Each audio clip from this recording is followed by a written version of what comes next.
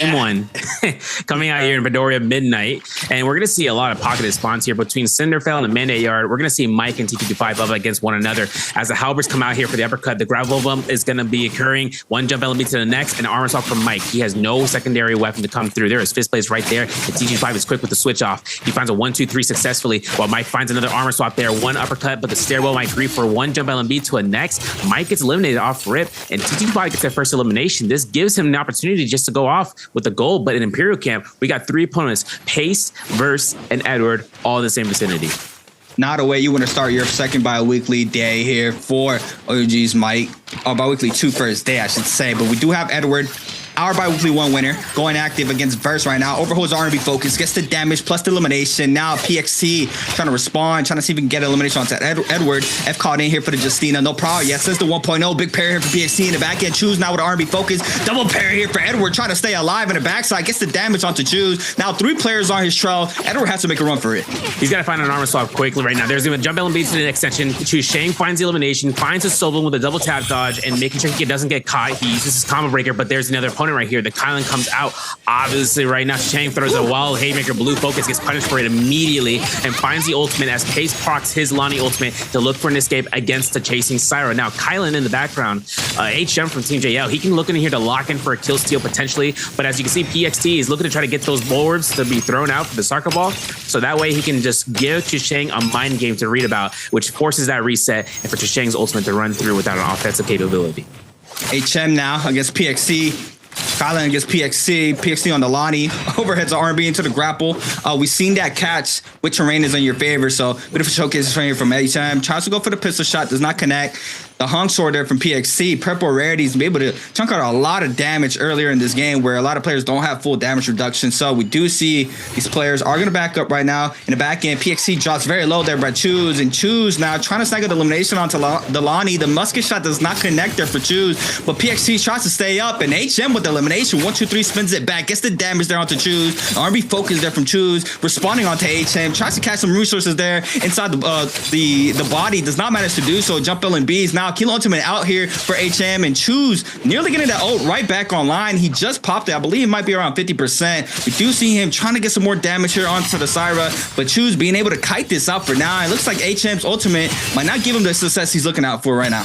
Yeah, the Keelan guard is burned, and HM has looked to heal at least twice, just because when Shang has an ultimate ready to go here in just a couple of seconds, now it's fully ready. HM has to fight against the odds. For the catch of neutral is one thing, but no grapples are into Shang's body, and whether or not HM wants to take the gamble about disengaging or re-engaging right now, it is his opportunity right now to look for another Firefly over by one of the river spots, either from a floating platform or the one on the ridgeline southwest of Imperial Camp. Now, so to go to Verse, Imperium, Hall of Military, or Hall of Worship, I should say, he is looking to reset here as a Shia, but with no ultimate, Arano must have popped that early. Having ultimate ready to go as a Liam, there's a lot of flags here to worry about, because guys, if you don't understand, Liam V2 is going to affect for Arano, where he is able to catch the target within an orb and throw him anywhere for the deal damage. But if he's able to find a plaque or anything that can cause a stun, such as with flaming cages and whatnot, he can throw it and enable a stun for 5 seconds, and the opponent can't do anything about it. Whether a Shia ult is active or not, that is exactly what Verse would not want to have as a worst case scenario. So the mind games begin here. Arano keeps the chase and going, and they're going to be setting up this fight. Whether or not chip damage or not, one is going to go down for sure. Very toxic, by the way. Very toxic. Very toxic. Let's talk about it. Very toxic getting just balled into a side or a fire cage is just, oh my, you just sit there like, what can I do? You can't do anything. You're just sitting there not being able to do anything. But hopefully we get to see it. Love to see those. But Fong here on the Liam. And B2, like Severa was mentioning, just overtaking the V1 last year. Everybody was running V1 Liam. We saw how strong he was with the V1. Now this year, the player's off to that V2, where we've seen the potential on there, right? We did see Fong being able to get those double R&B focuses off of a fan to secure eliminations. Even off of that alone, he didn't do in that situation. You're able to reset once again with the V2 and do it right back. So, I mean, that's 4 R&B focuses just off of 1 ult alone. just how strong that V2 have showcased. And I mean, there's still a lot we haven't seen that you're able to do so right in that V2. Right. I believe in the Roma Yang, we did see a high wall bounce into the slide uppercuts as well. I mean, it's so versatile to be able to get that V2 to connect to a lot of these players. I mean, it's not an easy task, right? These players are always waiting for that sound cue to tap dodge it. But if you're able to catch somebody, we see Raw Dragons with it as well. I mean, overall, just V2 just showing how powerful it is. We do have our first Roma Yang spawning here for our first game. I thought Edward was about to get hit by a Bane, but he's been buying these Banes very early every single game. Even in the bi-weekly one finals, even in the previous days leading up to the bi-weekly final, we see him buying the Moonbane charm just to secure that Roma Yang gate. Yeah, he's setting the tone right now for that. I'm playing solos and I'm throwing Banes now because of him. Because the one thing that comes out, also a quick showcase, is that we have a throwing knife skin out because of the current patch. If you guys don't have the throwing knives, it's a butterfly knife type knife that kind of comes out there. It looks pretty clean, I'm not gonna lie.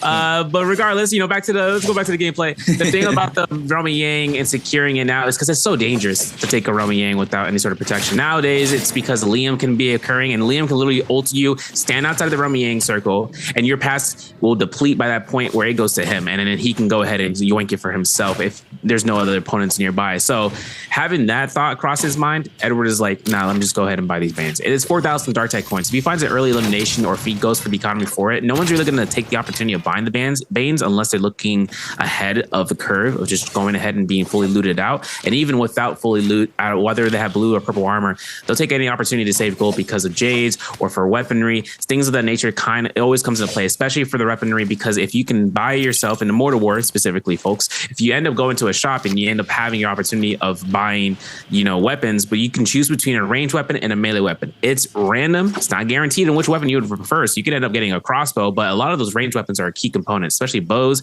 pistols, things of that nature. Even a musket comes out in full fruition. You'll see that in not only to Roma Yangs, even outside of it. But we're switching over to Zhisheng. He himself has a slow shot, sunwing shot, and a Vajra's grip as his weaponry. So with that purple spear, if he throws himself a blue focus, he ain't gonna lose it. Edward, on the other hand, has a Windy Trinity, no fan, but the spear and a katana on standby with a musket, or a Hong sword to say, not a katana, on the standby. So for him right now, he's to take one corner with Justina versus a Shayo, who's actually going to be Mike with a nunchuck spread, with not the Cyan Fey, with an aerial rend and a Juggernaut. So if he gets this kill, he can start going, but he has 24% mitigation. This is going to be the first Roma Yang, folks, as we go against Edward and Mike into this game one. Looks like we're back in bi-weekly one final. I mean, we saw this fight multiple times in a round. Edward always came up on top, and now this week's a brand new week. Mike on the Shayo, Edward on the Justina, trying to see if he can catch a Scare Rush. Mike going up high as well. Pistol shots here for some extra damage. Does weave the R&B. Pops the Shayo ultimate very early. Full aggression here onto Edward. Catches the raw uppercut. F called in here for Edward. Now the proc comes in. He's going to use the gold frame there from the ultimate pop there to avoid that first chain. We do see him double tap dodge it back. Gets the freeze off. Goes for the Dragon Slayer. Does not connect due to the ultimate. Gets caught up on the second chains. And now Edward might be in big trouble. Big trouble right here for another shield throw, and that's a confirmation kill right there with unjump LMB, unless LMB gets double tap dodge, but there's going to be the catch. One RMB to the next. Now Mike's fight is done. He's got his run back in terms of the Roma Yang fights, and he's getting his weaponry. He's going to find gold halberds. He's going to be able to pick up Authentic Descent as well, with a purple greatsword that can be converted into a pole sword if he desires to find a crafting hammer and a shop. Other fights lead out, though, between the other Roma Yangs. Whether or not we're going to take a look and see about those fights, we're going to see Edward actually spawning in Skygaze Cove, I should say, right next door to where Mike is actually appearing, and that's going to be at the shop. Pace wins his fight in the Roma Yang. Zhisheng wins his Roma Yang fight as well. So we're going to see Alliance's A-Shot on a loss, even with 2 eliminations. We're going to see JL's HM with a Kylan with 1 kill elimination without any sort of way to come back unless he finds that Soul Bloom. Yeah, we're going to have to wait and see. We see the aggression happening towards around like the 2-minute mark, where these players are trying to find a third party as best as possible to try to snag up a Soul Bloom. So, timers on the back there for HM and Edward, as well as Asia. But now do have HM. New kid on the block for this year of the bi-weekly. currently with 1 elimination on the board, have shown a good opener there in the beginning, in the early game, or off drop, I should say. But Choose against Edward, since the 1-2-3 off the fan there, big damage. Now Choose trying to stay up, almost losing all of that armor. Responds with a 1-2-3 of his own, catches the scare rush. Now F called in here for Edward. Tapdog's back into the Justina ultimate, tries to go for the ice burst, does not manage to do so, catches this freeze, but the F called in there for the Syra. Now it looks like it might be a little bit of reset, tries to read him going through the doorway, does not manage to do so. Edward 1 dash remaining, Choose as well, has not even popped that Syra ultimate yet, misses the dash, overholds, since that will be focused, big damage, must get shot as well. Syra ultimate now called in, Edward has to try to kite this out, but Choose here on full throttles in, trying to see if he can catch the damage, catches the dazzle into the beam there, big damage. Edward now might be in big trouble. He's going to get no way of getting the armor with a little bit of damage that comes out to Shang. Finds the elimination, gets himself out of the remedy depletion. Actually, in terms of it, he was already good to go anyway, so he's surviving it anyhow.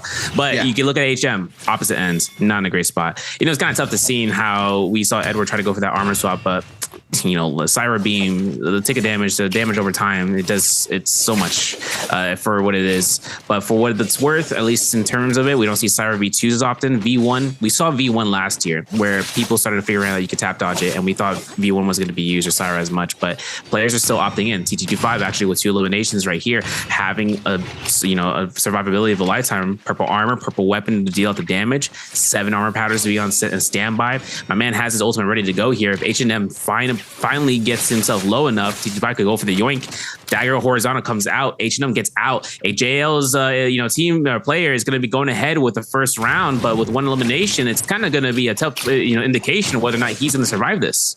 Yeah, to try to get here for T225, applying the pressure onto HM. We do see him getting caught there off the grapple LMB. He's trying to make a run for it here.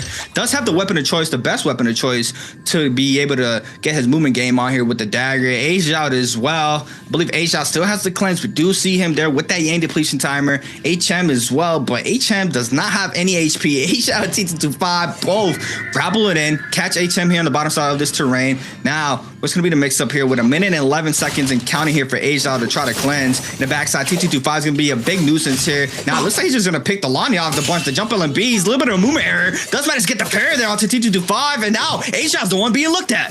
Yeah, he's at 88% right now for Rage, and if anything comes down to it, A-Shot really needs to kite this really well. He's got 50 seconds on Romy Yang depletion. Otherwise, we're going to have to see whether or not JL's HM is going to get caught. But for A-Shot, he's not going to be able to survive here for much longer. He finds another parry, though, against T225. He goes straight towards the Kylan, who already is facing out, losing all their health, losing all their armor. A-Shot gets that knockback, but the combo breakers use the goalie stance. He throws it, he misses. The elimination is given to T225. A-Shot's looking for the soul bloom, and T225 with the yoink comes out. And that's going to be where T225 ultimate comes through to counter out this Lonnie. Unfortunate here for Asia. I saw the parry jump at Libby's at the backside, and now the Syra ultimate is going to be able to do a lot of damage here onto Asia with no ult online. Does get a little bit of damage there off that throw, but now gets caught up by the second dazzle. Does manage to stay up, but just in a matter of time, pistol shots here for T225 for the elimination there onto Asia. And T225 just a menace right now. I mean, they were full chasing down HM. He catches like 2 hits there onto Asia. He's like, well, guess what? You're getting picked up now. You're going to be looked at, and just full focuses to Lonnie in that situation. But we have our second Roman Yang here. PXC against Verse. It's going to be a Shayo versus Lonnie. Yeah, Shayo's going to be going ahead with the uppercut. They was seen about it with the ultimate as well, and Pace is going to act in response, throws it to space out if he can. There he goes into the midair. He finds a reposition, but he's got to be very worried about it versus opportunity to throw in the shield. Now, obviously, the heal back is great and all for the sustain, but Pace is going to have to throw another one to escape. This is going to give him a lot of spacing and a lot of opportunities here for goalie stance reposition. And there it is. Gets himself right into the drop down. Obviously, Shayo is going to be the first worry of whether or not she's going to throw a shield block, because Verse is catching every single nunchuck grapple LMB, and that's where you can throw the horizontal and spin it around and catch potentially an LMB off of it to an uppercut. Regardless, Verse is up on HP. Pace finds 1 heal. Blocking string comes out with these nunnies, and there's going to be the pitter patter coming out. No combo breaker. Verse is going to hold horizontal again, throws it, releases it. Combo breaker is now out for Pace, but the corner is going to come out. No 2-on-1 succession, but with the wall, he might find the absolution threshold. Another block extreme, another dollar, and all the combo breakers are back up. Verse, though, still with a little bit of advantage there on the health. Does have the purple ready nunchucks opposed to the gold staff there from PXC. Sends the mid-range LMB focus. Gets caught up though. PXC swaps on over to the nunchucks. Ship parried it for PXC. Both shots. Slap. Oh, tries to disrespect him in the Roma Yang. But the RB1-2 finisher there for PXT. And now we have Mike against Choose. It looks like Mike might have the advantage here. Choose does not have ultimate. Mike still has the O line, which he just popped it. Yeah, it's going to be careful enough. I don't know what the combo breaker is going to come up from Chusheng after he gets caught by an LMB. Otherwise, it might be too late. No knockbacks can be had. No range shots can be occurring because Chusheng is getting chased by the demon himself. Mike is catching these scare rushes, looking for the LMBs. Jump LMB comes out. There's a combo breaker. The dazzle is free, but Mike isn't going to worry about it. He still looks towards these pillars. He still catches one to the next, and he's looking to catch one RMB to try to confirm a double RMB. But of course, Mike is looking past his corner again, realizes this is a futile engagement, and goes ahead for the bait out with one heal, and then goes right into Shang's pocket. There's one LMB to the next, one RMB, no three-piece. There's a parry, and there's a succession for another combo breaker. And for Shang, he gets caught by the dazzle. 1 into 10 seconds might be the end of this fight.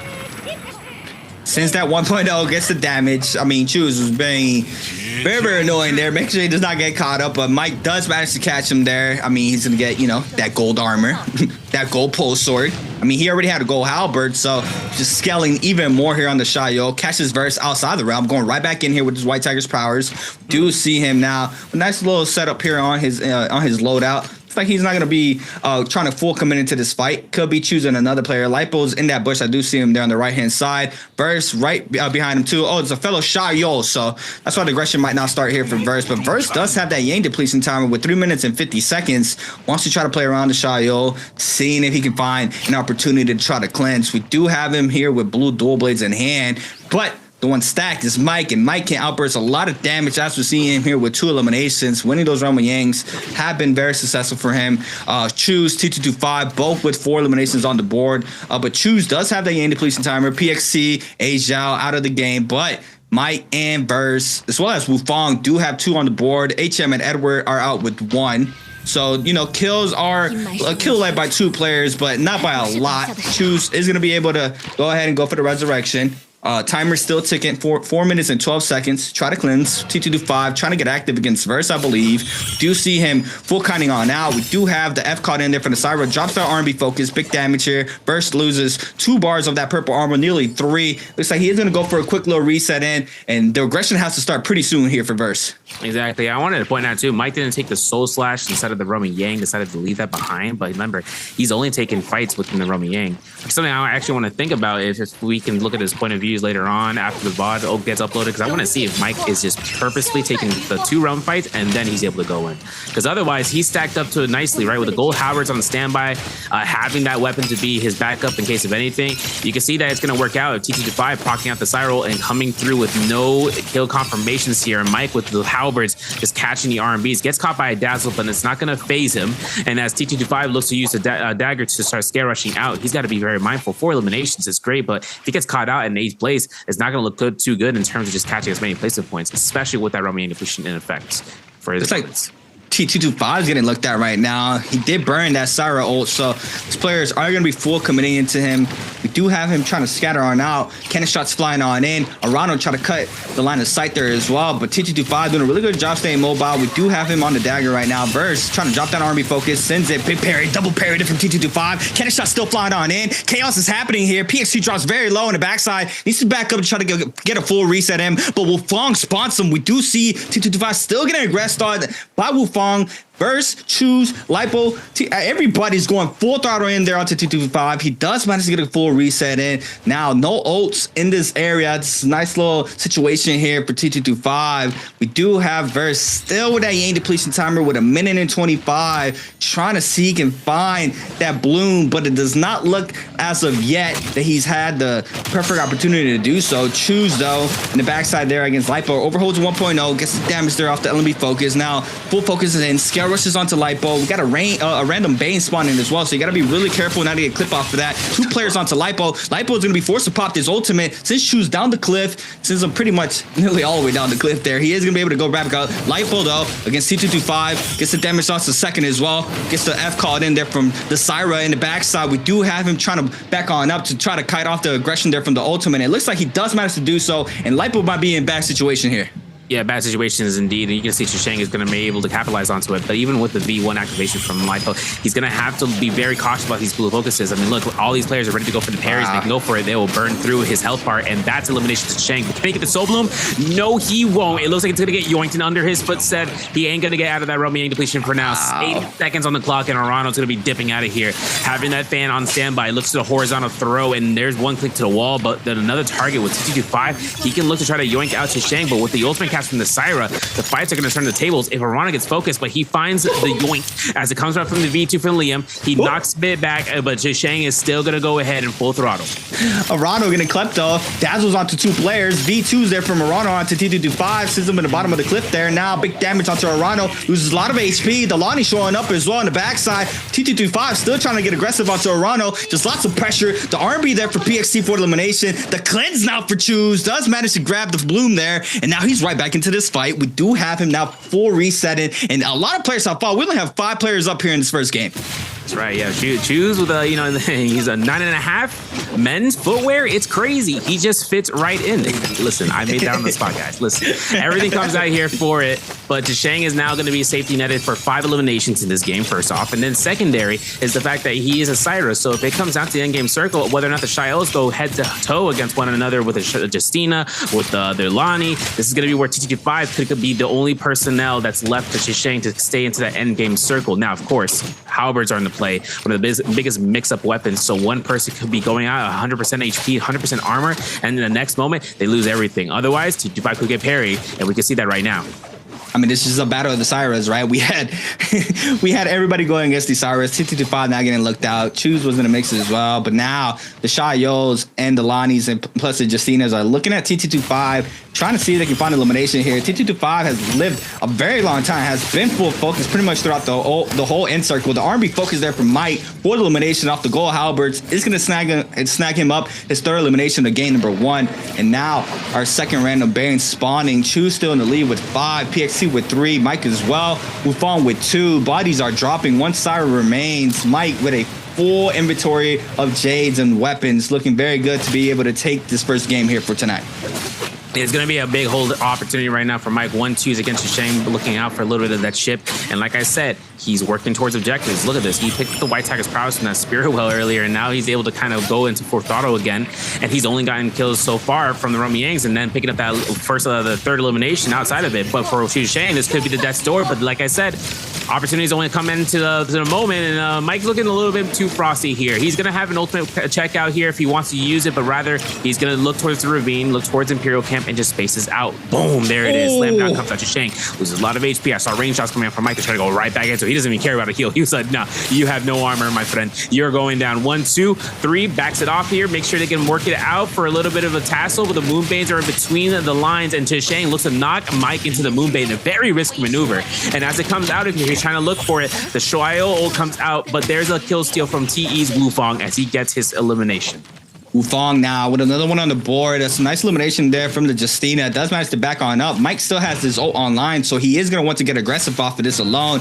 Trying to get the run back there onto Wufong. Nice scare rush there from Wufong. Catches him in the corner. Second scare rush connects as well. Big damage there. Now on the backside, another player showing up. We do have Mike not trying to scatter on up, but it's going to be PXC here for the peel. We do have him against Wufong. Quick little reset there for both players. Mike back up there to full armor. No ult online though. Halfway though to get that ultimate back online. Wufong now is going to go ahead and invest in Justina ultimate. He's going to be able to dodge on up, use one of those dashes to go up this terrain, getting caught up, gets the freeze onto Mike. 1.0 there off the halberds. Big damage now. Wufong gets the knockback there off the F. Now 1-2. The backside bow shot still flying. Doesn't manage to catch the second freeze this time around. Does get the parry on to Mike. Sends it into R&B. Jump LNB. Big damage in the backside now. The bow shots are still going towards Wufong's way. Mike still manages to get full health back up. Now going to get caught up once again. The 1-2 there from the LNB R&B. Looks like he's trying to kite this out. PXC not showing back up since the R&B focus. F called in here for the Justina. Trying to stay up. Another parry there for Wufong. Big damage. Mike with the F this time around. The ult called in now for the Shayo. And let's look like this is going to be going to distance here. It's going to be difficult, man. There's a V1, there's an R&B hold check, and it might be over for Wufang with one R&B. The shield throw doesn't come into the proximity shot, but Wufang looks to get one heal. He might not even get it. And there's pistol shot or the hit shot from the staff, the Soul Bloom pickup, the Lonnie ultimate. Pace having the ultimate picked up after that Soul Bloom means that he's going to get another set of dashes here for one of the balls. So whether or not PXT can catch this one, he could eliminate Mike completely off of the ravine. There's a strike, there's a stagger. We're at LMB to the next. He can find the Scare Rush to capture this. There is no more shield blocks coming out from Mike here. In the very moment, it's up to whether or not he can catch one hit, and that's going to be what Pace is looking for with his ultimate.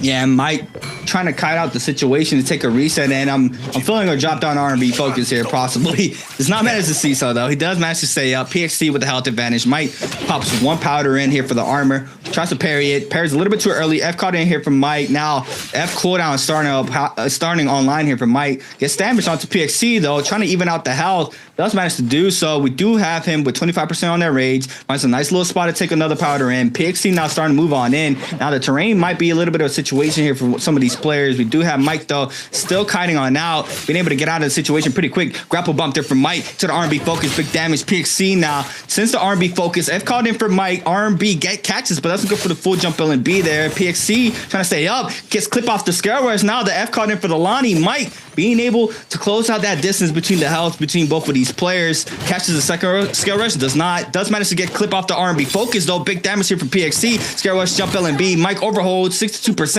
Gets hit off the R&B focus. Big damage there for PXT. And it's going to be our MVP for our first game. And what they start here for our bi-weekly too. Yeah, PXT catching MVP, getting 5 eliminations since the first place. He's going to earn himself that 9-point threat, just 9 points straight up for that first game, putting him nice and tidy for first day performance. And they're going to be set up for game 2 into Hollow Rock. And folks, we have a 3-man spawn right into the heart of the Salvation Podium. Who's going to come out here on top? We'll find out soon.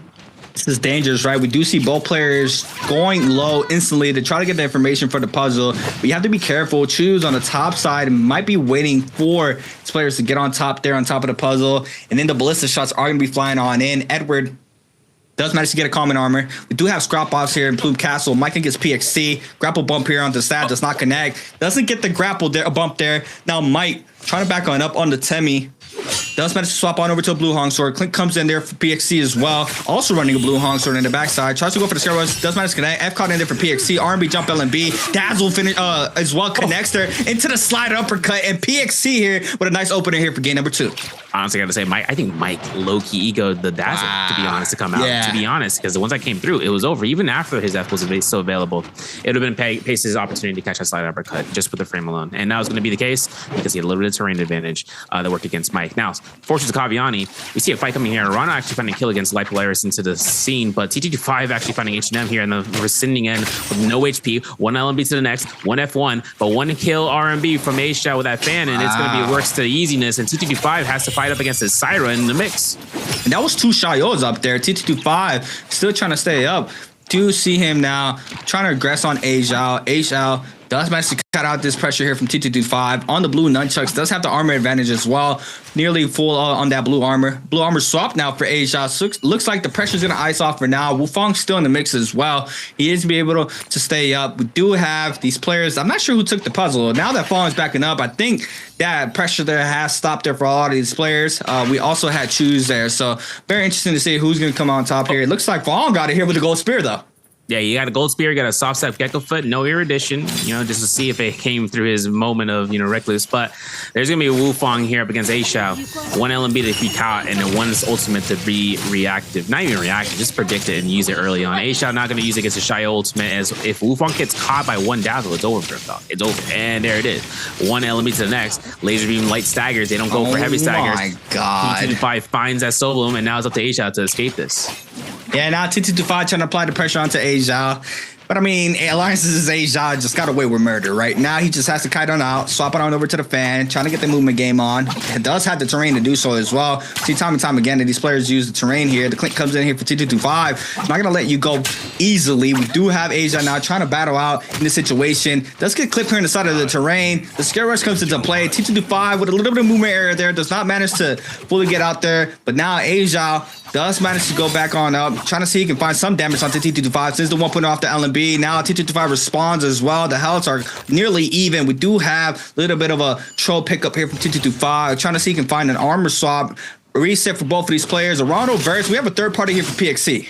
Yeah, Naraka actually gets fully eliminated. Now he gets his second life to come through here, luckily. But for Pace right now, up against Anaka's ultimate with the armor swap burst, getting top of the LMB, burns his F1 as 8 comes out. Ultimate focus, by the way, and gets himself 30% plus 10% on the mitigation by hitting Pace. Now, obviously, he's looking for an armor swap. He finds it, holds the horizontal here, gets that 2-on-1 potential. No, he extends it because he knew that the F1 is going to be still available for Pace here. Looking for the neutral again. There is a burnout for the F skill. No chance for that dazzle to come out against Verse, and PXT having a Moonbane 90 seconds wants to take the opportunity to reset here as Verse does the same thing, but Fong is on the hunt.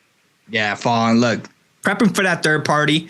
Fong in the mix as well. Verse on the bottom side. Verse with 57% on that rage, getting that rage right pretty quickly. We do have Fong now in the mix, still playing with the blue fan. We saw him with the gold spear, but he's picking the fan once again, not carrying his gold spear in hand. Now gets a little 1-2, backs on up. Seen the play style here from Fong multiple times. It might look like he is going to be the one getting chased down, possibly. Don't have the aggression going towards his way. We have Verse with Fong and Asia as well, still in this building. Verse might be trying to get on out. We do see him backing on up there. He is leaving the situation, but the scrap-offs might unfold pretty quickly. Our first Roma Yang is going to start spawning pretty soon as well, but we have a bounty here from Choose onto OUG's Mike.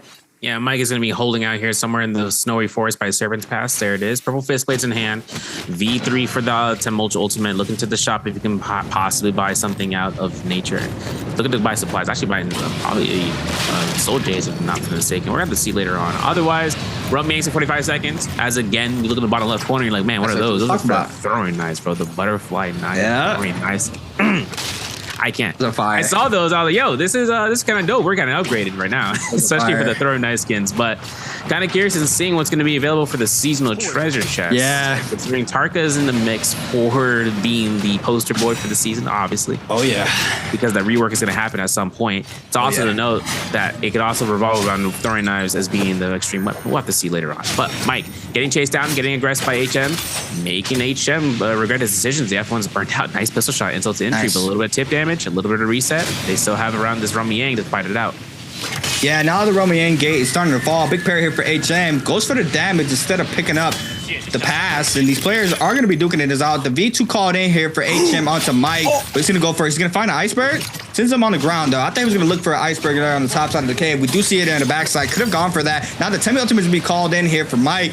Now HM throws the last V2. Does not have any more left in his inventory. But Mike now catches the whisk. That's one. He's going to go for the reset. That's two.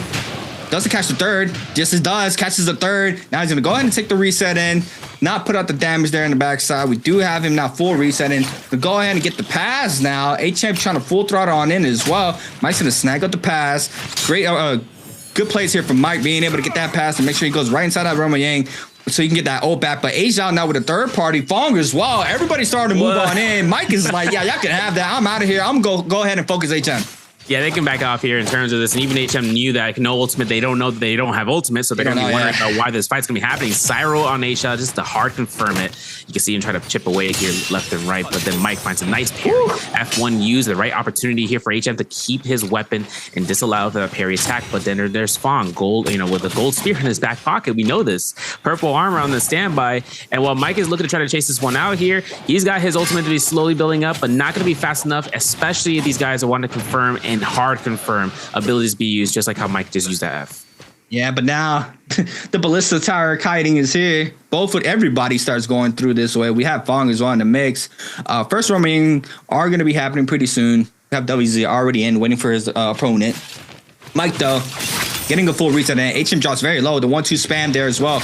Off the halberd, and just an RB focus there for Fong for the elimination onto HM. I mean, gold rarity. That's why Fong is using it now. We do have a lot of damage going towards his way now. 1-2-3 sends it, gets the damage. Mike now catches the prowl once again. F called in here for the Kylie now. Looks like he's going to try to catch the 1-2. Does manage to get the LMB catch, but he's going to back on up, trying to get a full reset in. And Mike's just going to go ahead and pick up the remaining resources off that body.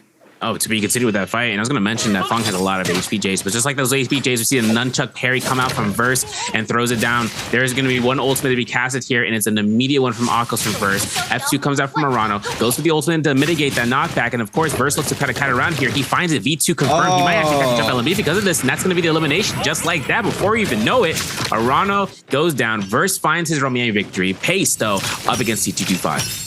PXC already in that Syra old form. 225 still has that Shaya ultimate online as well. The Syra ultimate is gone out here for PXC. We have the Shaya ultimate now online. He goes full aggression here for T225. Do have him here with the grapple spam. Grapple LMB catch into the 1-2. Does get the damage off of that. Re-grapple spam. Gets the LMB. LMB catch as well. Tries to catch the tap dodge. Doesn't manage to do so. Overholds. No procs here for PXC. He's just trying to back on up here in the situation. Does manage to get a little bit of space. And now the Kaiden is on here for PXC. T225 though full on it. The 1-2 RBs. 1-2-3 connects on the ground as well. And T225 here with beautiful textbook Romy Yang here against PXC.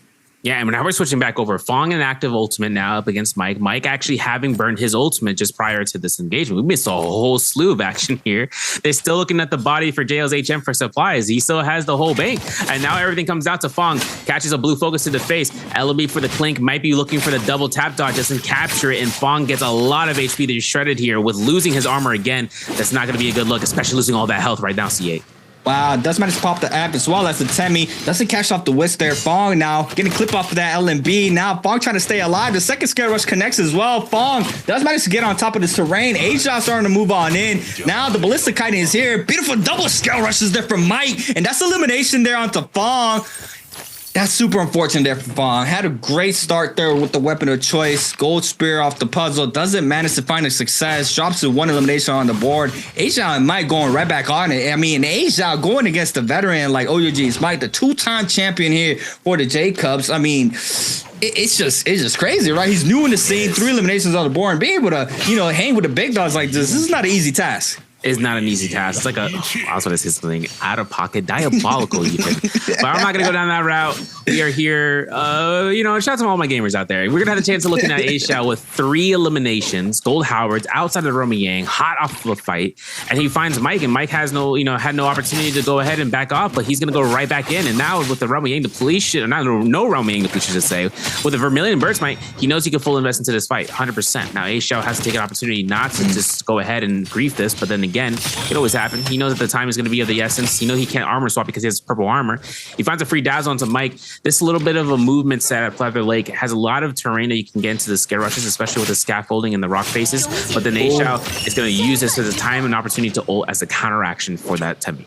Does have that ultimate there to stay up here from the Tomochi ultimate. Mike's going to go ahead and top of the terrain, get a full reset in. Asia trying to get some health back here from the ultimate. Mike back to full health. We do see him gonna wait for this Syra ultimate to go offline to re-aggress. Just a matter of time. We have a third party as well. Verse might start to move on in. Do have him on the right-hand side with 2 eliminations on an Akos. A-Shao now pops 1 powder in. Neutral game for both players. Another third party comes on in. The backside PXC in the mix. Whisk does not connect there on the bottom side. We do have Mike still getting aggressive here. Do have a 4th party start moving on in. I believe I think I saw another player, but and Mike is just getting completely shredded here. The air R&B into the grapple. Now on the backside, PXC choosing the Tomoka out of the bunch. A-Shao as well has the perfect opportunity. PXC now going to go ahead and invest the ultimate. Gets caught up, but it's going to be Verse coming out victorious here with elimination onto Mike. Yeah, Nozo will pick up for PXT here as well as A-Shao looking for the crouch LMBs. Knows to burn this Vermilion Burst Mite. He knows it's going to be necessary to get himself out of fruition. Now, he might have griefed him. I'm not sure. There it is. It's going to be elimination. He had 30 seconds left to go anyhow. So for PXT, finding the solo now, able to get rid of the Romeo depletion, having to worry about this Akos, considering that ultimate is ready for Verse and he's got that gold spear on standby. Whether or not PXT can find an armor to get upgraded for T5, taking that Romeo and go over by the Falcon's Perch. But Chisheng has under 90 seconds left before he can get out of the game because otherwise he isn't going to make it for much longer. Yeah, we do have him still that Yang depletion timer. Might catch Wu Fan in the second gate over here. We have Verse as well in the mix, but for a minute and 10 seconds, the aggression has to happen now. It looks like he might be just going for the aggression onto Verse here. The grapple here onto Verse. Tries to go for the musket shot. Gets cut off the 1-2. Gold dagger in hand here for Verse. Spins back to avoid getting parry. Catches the prior off of this. Tries to spin back the area LMB down the terrain. Does not manage to do so. And now getting cut off the crouch LMBs off the daggers. F caught in here for the Lonnie. Asia's now starting to move on in. Lonnie ultimate invested here for Choose on the backside on the B1. Now we're going to see how good this can do against these players. Do have The second one missing as well. Doesn't catch the bounce back there off the ball. The third one throws. Doesn't get the damage off this one alone. So go ahead and scatter on out. Gets the third damage. Yes, he does. Gets a little bit of damage, but the ultimate runs out. Choose now trying to kite on out. Does not have the greatest opportunity right here. Both of these players are going to full focus him, and with 23 seconds remaining, all it takes is one last and final hit before the timer runs out to confirm the elimination for one of these players. But we do have our second Roman Yang, and we have PXC against T225. Yeah, we got gold face plates versus blue. It looks like a hurt to the purple, and now there's one LMB to the next. Combo breaker is utilized out here. T225 doesn't get caught by the dazzle, but he almost gets caught by that blue focus vertical. 1-2 RMB misses it because it's terrain of the wall. And now T225 is on the hunt on disengaging. And for this is up to the Syra to catch one dazzle, but of course T225 looks to scare rush at the moment that she makes her line of sight available. T225 at one side of the corner, no dazzle opportunity for pace. T225 finds a perfect cover heal, and this is that top dog thing. I mentioned it. It's like I got the intuition for it. It's crazy. Everything comes down towards the Syra into the Romy Yang, where you can tap dodge around the pillars, but Pace doesn't realize now it's time for him to fight against the Xiao ultimate. You know, this is the run back, and this happened in the first Roman Yang as well. He's able to save this Xiao ultimate, just waiting out that Syra ult, cutting out, and now he has the full pass to be able to get aggressive as aggressive as he wants. And we do see now the kiting here from PXC, trying not to get caught up here against the Xiao. He does not want to throw anything at her to proc one of those shields. As we see, T225 trying to catch on up, does get caught up of one, catches the shield from mid-range. That's nice damage here from T225, and now PXC still using the pillars here to continue his movement game. Doesn't manage to catch now. Now the Xiao ultimate is gone since the R&B focus there off the purple fist place there for PXC. Now T225 sends his, the dazzle on the ground doesn't connect, but now another terrain grief there off the 1-2-3s there from the fist blades. Does not get the full capitalization off of it. Gets the damage off the 1.0 R&Bs since the LMB focus spin back there into the catch as well. And that was beautiful there from T225. Spins back the LMB focus, spins it right back around for the last frame, gets the damage plus the prowl, and now he's gonna come out victorious here with gold armor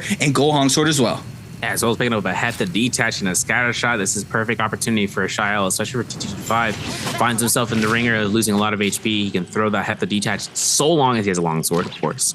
It usually doesn't happen as often, but he can potentially go to the shop and just purchase out melee weapons and hope for the best. And if he can get a long sword, it really does make a big impact that the longsword doesn't have any sort of congener for him to swap off to. So whether or not he's able to find it in the loot pattern, he's going to have to hope for it. Otherwise, though, he's have a tuna on standby. Let's take a look to see about his Jade purchase. Just Mortal Defiance direct purchase for the shop. I salute you, sir. That was a great purchase instead of trying to look for the RNG-ness of the shop. And that was a great purchase to the macro gameplay app overall. What are the odds, right? Just copying Mortal Defiance, like you just knew it was going to come out.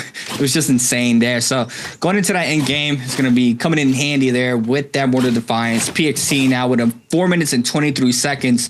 Try to cleanse this out. Can't wait for just a little bit. He's going to play the edge of the zone. Edward is right next to him. Wufang buying up some more resources as well here in the buy zone. Gold launcher in hand here for Wufang. Be a nice little pickup here for T225. He's able to pick up the elimination out to Wufang, but Wufang is Xiao as well. We're probably not going to see that. What J do you see? Well, not only is it Skyforce, he also has an engraving. So if he gets those jump RMBs, the longsword, he gets a guaranteed blue focus. That's a surprise. It's an ace up his sleeve, really, to say the least. But switching on over, PXA versus Edward, and Edward is on death's door right now with no armor in his hand. Yeah, this could be bad here for Edward. Spins back to LMB focus, though. Oh, my God. Wait, he's going for the TOD off the LMB focus? Hold on. Oh, doesn't get the damage because of the terrain. Now the second ball throw is going to be coming in here for Edward. Overholds, gets the damage off the RMB focus there off the halberds. Back-to-back RMBs there as well. Sends in the third time, gets parried in the backside. T225 here, but PXC with elimination. And now PXC drops very low. He's going to be forced to pop the Syra ultimate. Wufang in the mix as well in the backside. PXC trying to output as much damage as possible before this ultimate runs out. We do have T225 just completely ignoring it. Gets caught up by the dazzle, but now this could be looking really bad here for PXC. Yeah, looking really bad here, and PXC's ultimate is about to run out here right about now. Now, T225 is a dazzle, but he's going to keep the chase on the place blades. He knows this Syra is the Syra that he found in Romy Yang. At least majority of the options are on the table for it, considering how heavy that ultimate fight had gone through. Now, Wufang is also in the chase. Remember, engraving. He has a jump R&B. That's blue focus. He doesn't have to worry about a clink. He can just surpass that with one proximity hit. And obviously, Pace looks for the horizontal here to Wufang, looking for the engraving right there. You saw it. He's looking to try to go for it. The kill is given to T225. The White Tiger's prowess. F1 utilization for Wufang just to knock him back. Dirty work, but T225 finds the body, finds the loot, and he's switching up his J selections that are on hand. And now for T225, right, one opportunity is also he finds himself a gold attack Jade. So whether or not that's something for him to find out about and utilize, we're at the see. It might be a wind spout, potentially. He's switching his dagger that he picked up to a fan. In other words, it could be something that sets him up for another weapon selection swap. And if he doesn't need to use a Hepta detach as much as he would hope for, at least he has a secondary on hand. Now, fully kitted T225 right now, currently with 3 eliminations on the board, as well as A Zhao.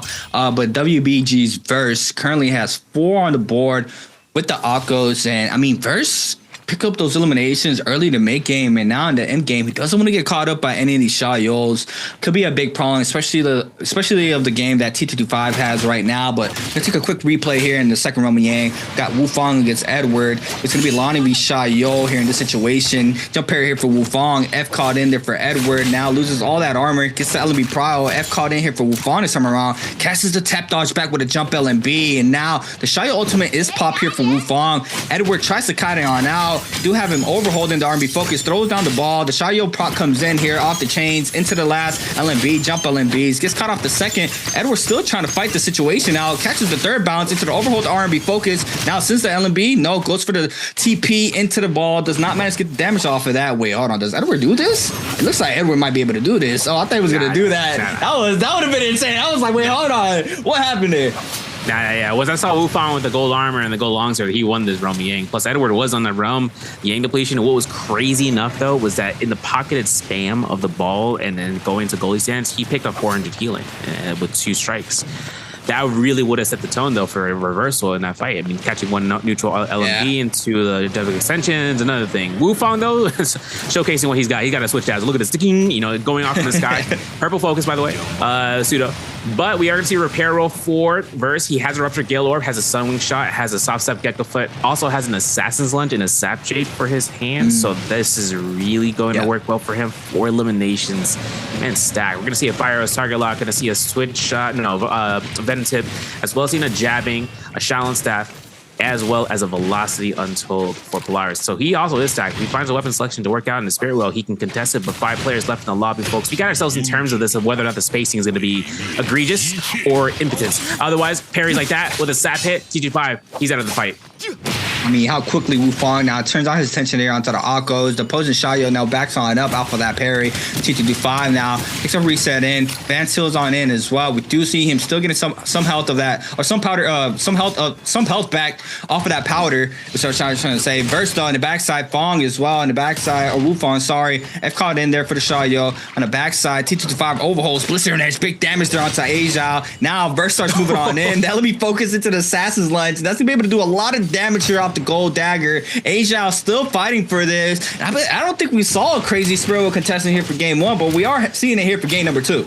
Yeah, absolutely. I think this White Tiger prowess is going to be something that the players want to try to get, because the more players start chipping away at each other's health bar, the moment this gets picked up, that's where they can get the kill confirmation and start stacking up that mitigation. Otherwise, if they haven't gotten any kills after their Realm of Yang, the Realm of Yang winners are already stacked out, and T25 counting his blessings, having the advanced heal on hand and having the Tuna proc standby. This is where he's going to win the sustained fight. A Zhao burned his ultimate. Xiaoyo block is active. He could shield throw to lock her down. Otherwise, you know that this is going to be the play for Wufang as well. Both Xiaoyos active usage. Combination shields are going out. A Zhao has to back on up. We have the random Bane spawning as well. The first one on the scene is going to be T225. Burns that ultimate, so he needs to see if he can find his elimination here. We do have A Zhao kiting out the pressure here from T225. In the backside, we still have Wufang, Lipo, and Verse going at it. Doesn't, man. I thought he was gonna tap dodge. I wasn't gonna say anything. I thought he was gonna tap dodge the Bane. Doesn't manage to do so. A Zhao's gonna fall off that situation. Wufang and Verse still going at it, and the contestant here for the Spirit Well is still going on. So much pain coming out here. Combo breaker utilized from Wufang, goes for an uppercut attempt, burns the combo breaker from the Liam. Whether or not we're going to see Polaris try to run this right back in here, this Spirit Well is still being contested by everyone, folks. So everything comes out to this Moonbane. We can connect off of that. Engraving reveal coming out again for Polaris if he's looking for the fist blades. Versus on a Death's Door standpoint, hasn't used his ultimate yet. Catches one LMB to the R&B. Oh, double caught into the LMB R&B as well from the Halberds. Big play here for the uppercut. Gets caught out here. Has F1 still. Has V2 cast. Looking for a little bit of sustain here. Hopefully he can throw it there. there it is. A little bit of heal back, a little bit more opportunity to go for another strike.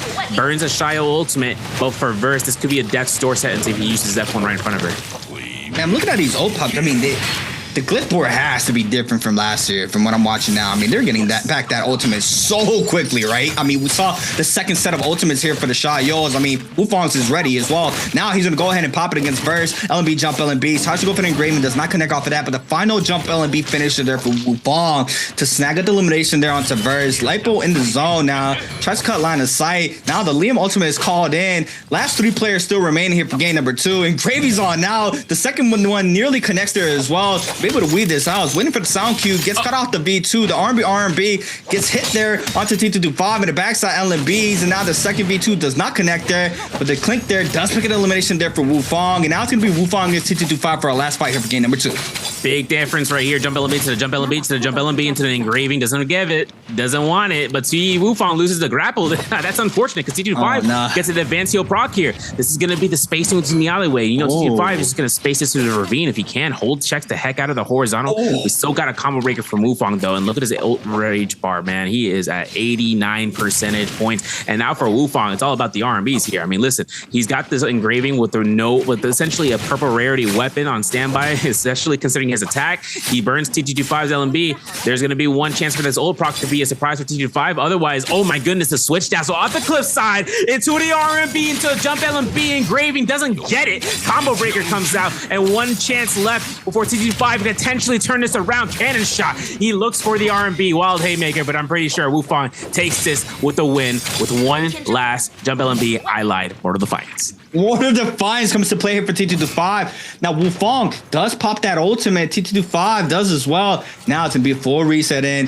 But first one is going to be T225 with that advanced heal is going to be doing wonders for him here. Does get cut off the first shield there. Now Chain spins us back there for a little bit, but T225 still full aggressing on in. Wufong now trying to kind of top side of the terrain. Does manage to do so as well. T225 it's about to run out pretty soon. Eats up a shot there from the musket, I believe. Wufong's going to draw right back down. We do have him going to go ahead and get and top off that powder. He's going to repair the long sword now, so he's going to be able to do the maximum damage off of that weapon now. So now second round. Both of these players going at it. He's going to wait his out. Scare rushes on in. Wufong, first one aggressing on in. T225 now with the 1-2 off the dagger. 1-2-3 clinks there, connects there for both players. The 1-2 once again for the dagger. Overholds, catches the scare. The tap dodge does not manage to do so. The overhold there from Wufong. Cannon shots to try to get some damage in. Doesn't manage to connect. So we do have Wufong now on the bottom side of the terrain. Gets the damage off the R&B focus. The R&B follow up into the graveyard as well. T225 has not read it yet. Since the 1 off the dagger. Now the F inside the zone. Now the LNB catch here from the Hong Sword into the 2-1-1. Big damage here. Doesn't get enough damage for the elimination. Recatches here onto Wufong into the 2-1-1. Doesn't get the R&B focus though. Wufong though still trying to fight around, but the Clink jump LNB finisher there for T225 coming on my top there against Wufong. And what a great game here for T225 coming on top for the second game of the day. That was a fantastic last fight, considering all the odds and considering the Mortal Defiance has still had him proc for T225 within the midst of those final moments. The Spear Well being contested by 5 players total. Game 3 starts. My name's Severa alongside with creatives. We're gonna see how this ends up going through because Mike is on this building loop pattern. He's already got Katana with the dual blades, bro. He's set for shot if he catches someone in this. Yeah, I mean the Katana dual blade combo. It's just I love to play it. Even to this day, I was playing yesterday. I mean, I still love that combo. Being able to catch those tap dodges with the R&B, quickly swapping over to the Katana or / Hung Sword for that prio into the uppercut. It just gives you a lot of versatility to be able to catch those tap dodges, those cross ups, or whatever the case can be with that weapon. Just being able to catch off R&B is just nice to sight. As we see Verse here, full juggler Wufong here off the blue dual blades. Wufong in the backside with blue longsword. We have Verse with dual blades once again with the health advantage as well. Since the R&B 1.0 there for the elimination onto Wufong. Wufong's going to farm early on, but we still have Choose, HM, Lipo, and Mike here in the mix. We have an Edward moving in as well. This is a big scrap off here earlier. Oh, big R&B from HM. The catch elimination on the go for Mike. And now it's going to be JL's HM to possibly pick up a 2-piece. Chishang is looking to be centerfold with these scare rushes with the fist blade, so it's not as mobile with the dagger, but he's going to have to make it happen. Finds a drop down, hopefully find an armor swap off the first floor for the Zest Winery, but you still have PXT looking into the southern end of this compound. Edward is actually approaching from the Windmill Gorge. He could go for the kill against Chishang, who is at least 100 LMB, 100 damage left, hit points, I should say, before he is donezoed. One jump LMB is all that's necessary for Edward if he's want to catch this kill. Yeah, you see him trying to full focus before anybody else can. Choose Gets that armor back up off the common armor. Edward still has a good rarity here on the longsword, and the backside Lipo now starting to move on in. Area R&B for some damage onto Edward. Choose does manage to cut the line of sight. It looks like Choose is going to be able to scatter on out, but Verse might be catching him here on the opposite side of the wall. Doesn't run into him, goes right beneath him, and it looks like Choose is going to be able to get away for the time being. And the backside Lipo trying to full grapple out. HM as well. And here in the Celestial Temple, we have 4 players, Asia, Arano, DRG's Fung, and T225. The Temmy's in the mix here for T225. Blue Spear also running a dagger in hand. Now in the outskirts here by Shipwreck, we do have Verse. HM Edward going right back at it here once again. The Scare Rush now connects there. He's going to be able to use the F to avoid any capitalization there from Edward. Full grapples here are going to be focusing Verse out of the bunch. Lonnie out of everybody right now. HM as well trying to grapple on in the backside. Oh my god. Gets the damage there off the follow-up LMB focus there from the Halberds. And Choose now is trying to get some aggression onto Edward, but Edward has purple armor and nobody really wants to deal with the purple armor earlier in this game. Yeah, especially if Liam is in the mix. I don't even know if the plaques are taken out, because in Zeswiner there are plaques to be available, so no one wants to really get caught by him. Otherwise, Verse is still kiting around here, looking to try to use as much blue focuses to hold the neutral of getting caught by a stagger. He's making sure that he can use it as an escape tool.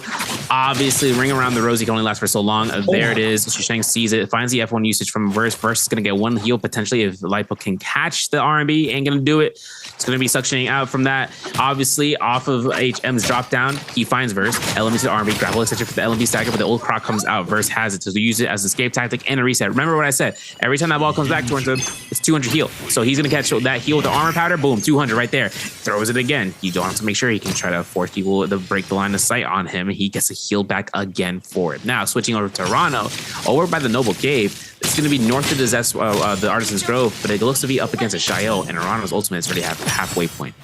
This could potentially be a third elimination in this game. I mean, with the amount of congested players in this game, there hasn't really been a lot of eliminations thus far, but PXC get cut off the dazzle there. And now the Syra is going to have to try to make a run for it with no all online. PXC still has that Shio ultimate online, but nearly about to go away. Arana trying to play the bottom side of the waterfall. Gets caught up in the corner off the 1-2 there from the nunchucks. The Scare Rush connects as well there for PXC. Arana once again still being able to kite on out. The first Roman Yang Gates is starting to form on up here. He does manage to get a little bit more extra damage, but PXC just might be able to lose him here. Doesn't get the full line of sight where he went. I believe so. No, yes, he does. Arano now trying to move on into money on the blue longsword, being able to retop off that white health as we see. Getting cut off the R&B focus though, loses it pretty early, the remainder of that common armor. Now the clink comes in off the Scare Rush once again, gets cut off the R&B, sends him down the terrain here from the roof. Now on the backside, we do have him trying to take a full reset in, but Arano's starting to move right back in, and he's looking like he wants to get the advantage here in this fight. Yeah, it's not going to work in his favor. F1 comes out here. 1 LMB is all that's needed. Even a blue focus parry. There it is. Into the meter dump immediate. Still has life available. Purple armor purchase. I was about to say, because Pace went to the shop. He was going to buy that purple armor. Arano was going to interrupt that process. Only problem, he was really trying to aggress Nunchucks. And the problem with it is Nunchucks has the opportunity of catching the meter in the center for him to hold horizontal. Any blue focuses comes his way. As long as he's holding that horizontal blue focus, it means that he can block it and it disrupts the enemy. It gives him a mind game. Is he going to meter dump? Is he going to release? Is he going to crouch cancel it? These are the type of things that comes into one of the few moves off of that weapon alone. And off of that R&B, potentially it could be a 1.0. It could be just a tech into the R&Bs. Like everything comes at a cost.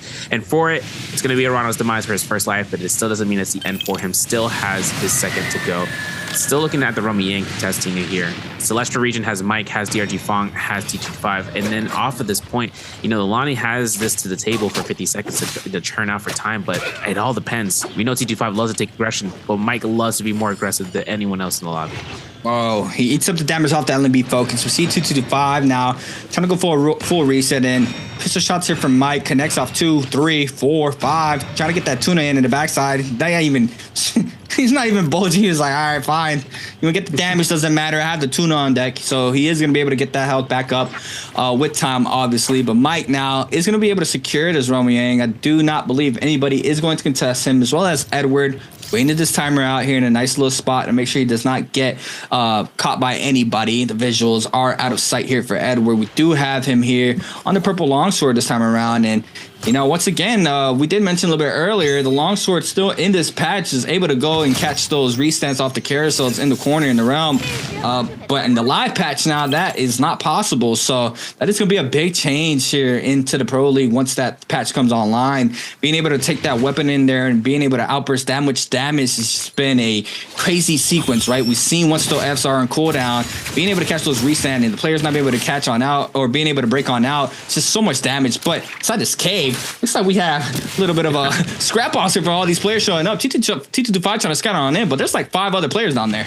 Yeah, literally, and all the all the operation of the damage that comes out from the range shots could just make hastingness of just trying to catch a kill or snagging it. Otherwise, verse he finds a lot of armor swaps, and I like the jump R&B. It's like option selection from that. I like that from the full sword, just because even if you went to LB R&B, that was not going to confirm anyhow. So jump R&B definitely was the better option for the damage to come out, especially if there's a combo rigger coming through. But switching to Romy Yang, Mike getting caught, having himself up against Pace, who's also on Nunnies. Now, Mike does have Assault Smolder, so if he does go ahead for chip damage here, if he could potentially catch it, it would be in his benefit. But he gets caught by Nevercut. That burns his combo breaker. And he goes for an R&B swap towards the fan. Now, this is going to give Pace one LMB to the next, 1-2. No ultimate from Mike yet. Look to see about burning out Pace's ultimate or his combo breaker first. Nice parry. Nunchucks R&B 1.0. Ooh, swatches out here. And that's going to be one class. Might be forcing out the Pace ultimate from the Shiola. Yes, it will.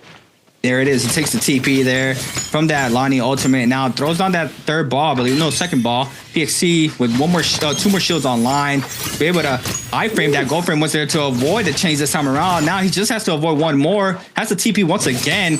I mean, Lonnie just showcasing how well she does against Shayo. Gets cut off that third chain there. Now the one on the ground there from the 5th place. Now neutral for both players since the 1.0 LB focus. Now it's sensitive. Oh my God. The shift back around the back parry there onto PXC. Mike with beautiful parries there. Gets the damage. Oh my God. The wind guts into the uppercut. But the final R&B there for Mike. I mean, he just running laps around PXC at this point. It really was like that, man. And then the problem that came out of it was just seeing where it was going to lead up to the next. And for Mike, he gets a gold hung sword, a purple spear, soft step gecko foot on the standby.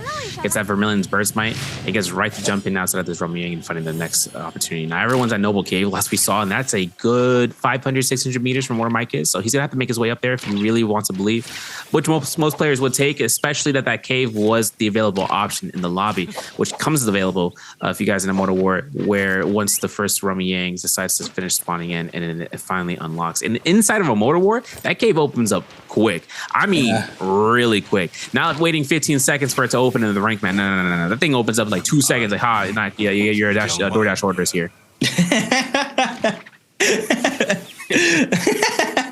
I was not expecting that. PXC with Yang depletion timer, Lipo as well. Edward, that's one of the 3 Saras with that Yang depletion timer.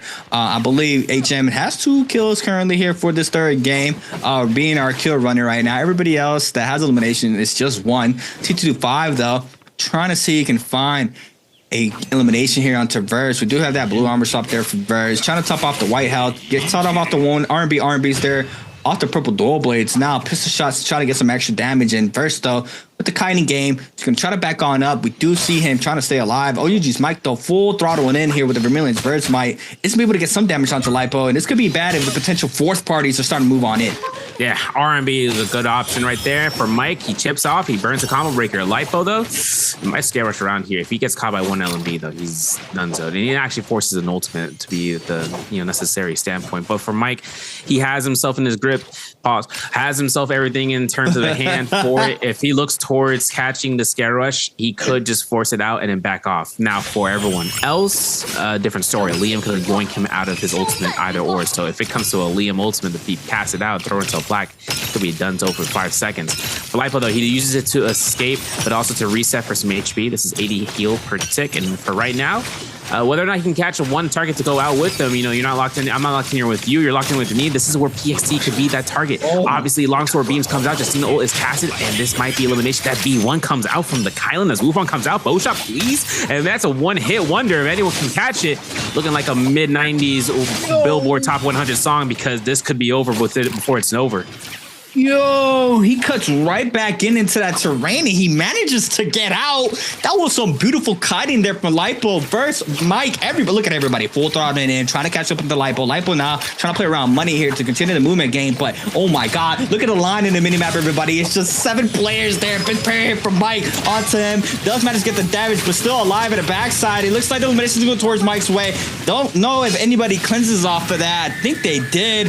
Not sure. We're going to have to see the replay in a little bit, but Mike does manage to get the elimination. Backs on up here on the Lonnie. PXC still trying to catch up to Mike here on the shot. Yo, we have another Lonnie showing up. Verse now. He'll be the potential lifesaver here for Mike if PXC gets a lot of damage here onto Mike. We do have the Lonnie ultimate now calling in for Mike. Looks like the aggression might stop for now. Grapple into the pistol shot to get that extra damage in the backside. We do have Verse there just kiting around. PXC now is going to be trying to aggress on Edward there for that Realm of Yang pass. We do have him there in the backside, and there it is. Edward against PXC here for the Realm of Yang pass. Edward, oh my God, since R&B focus, but nice little weave there from PXC. Since the 1.0 R&B focus, in the backside now PXC responds there with R&B focus, and another player showing up. It's going to be choosing the backside. We do have the Liam though with no ultimate, and PXC does. So PXC with everything he needs to try to get this Yang pass. We do have Edward now.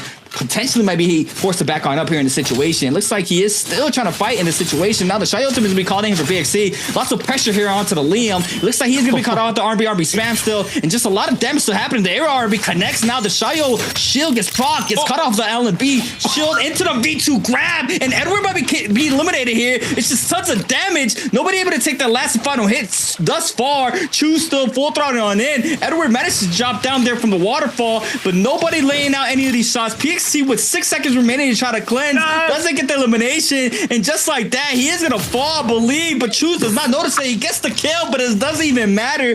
Choose manages to pick up both of the Soul Blooms plus the Lil, and that was just super unfortunate there for PXT. It is unfortunate, and it was tough because he knew that if he knocked past him, it would have been a knockback, and then it would have been him taking damage for it, and then all of a sudden it finds the final bow shot and then gets the kill. But unfortunately, the distance was not close, and now we see a Rano R&B from Mike. Soul Bloom picked up as well. No grapples on Mike, by the way. 3 eliminations in the game right now. Picking it up here into the Realm of Yang. Jails, H&M versus DRG Funk. Justina versus Syra.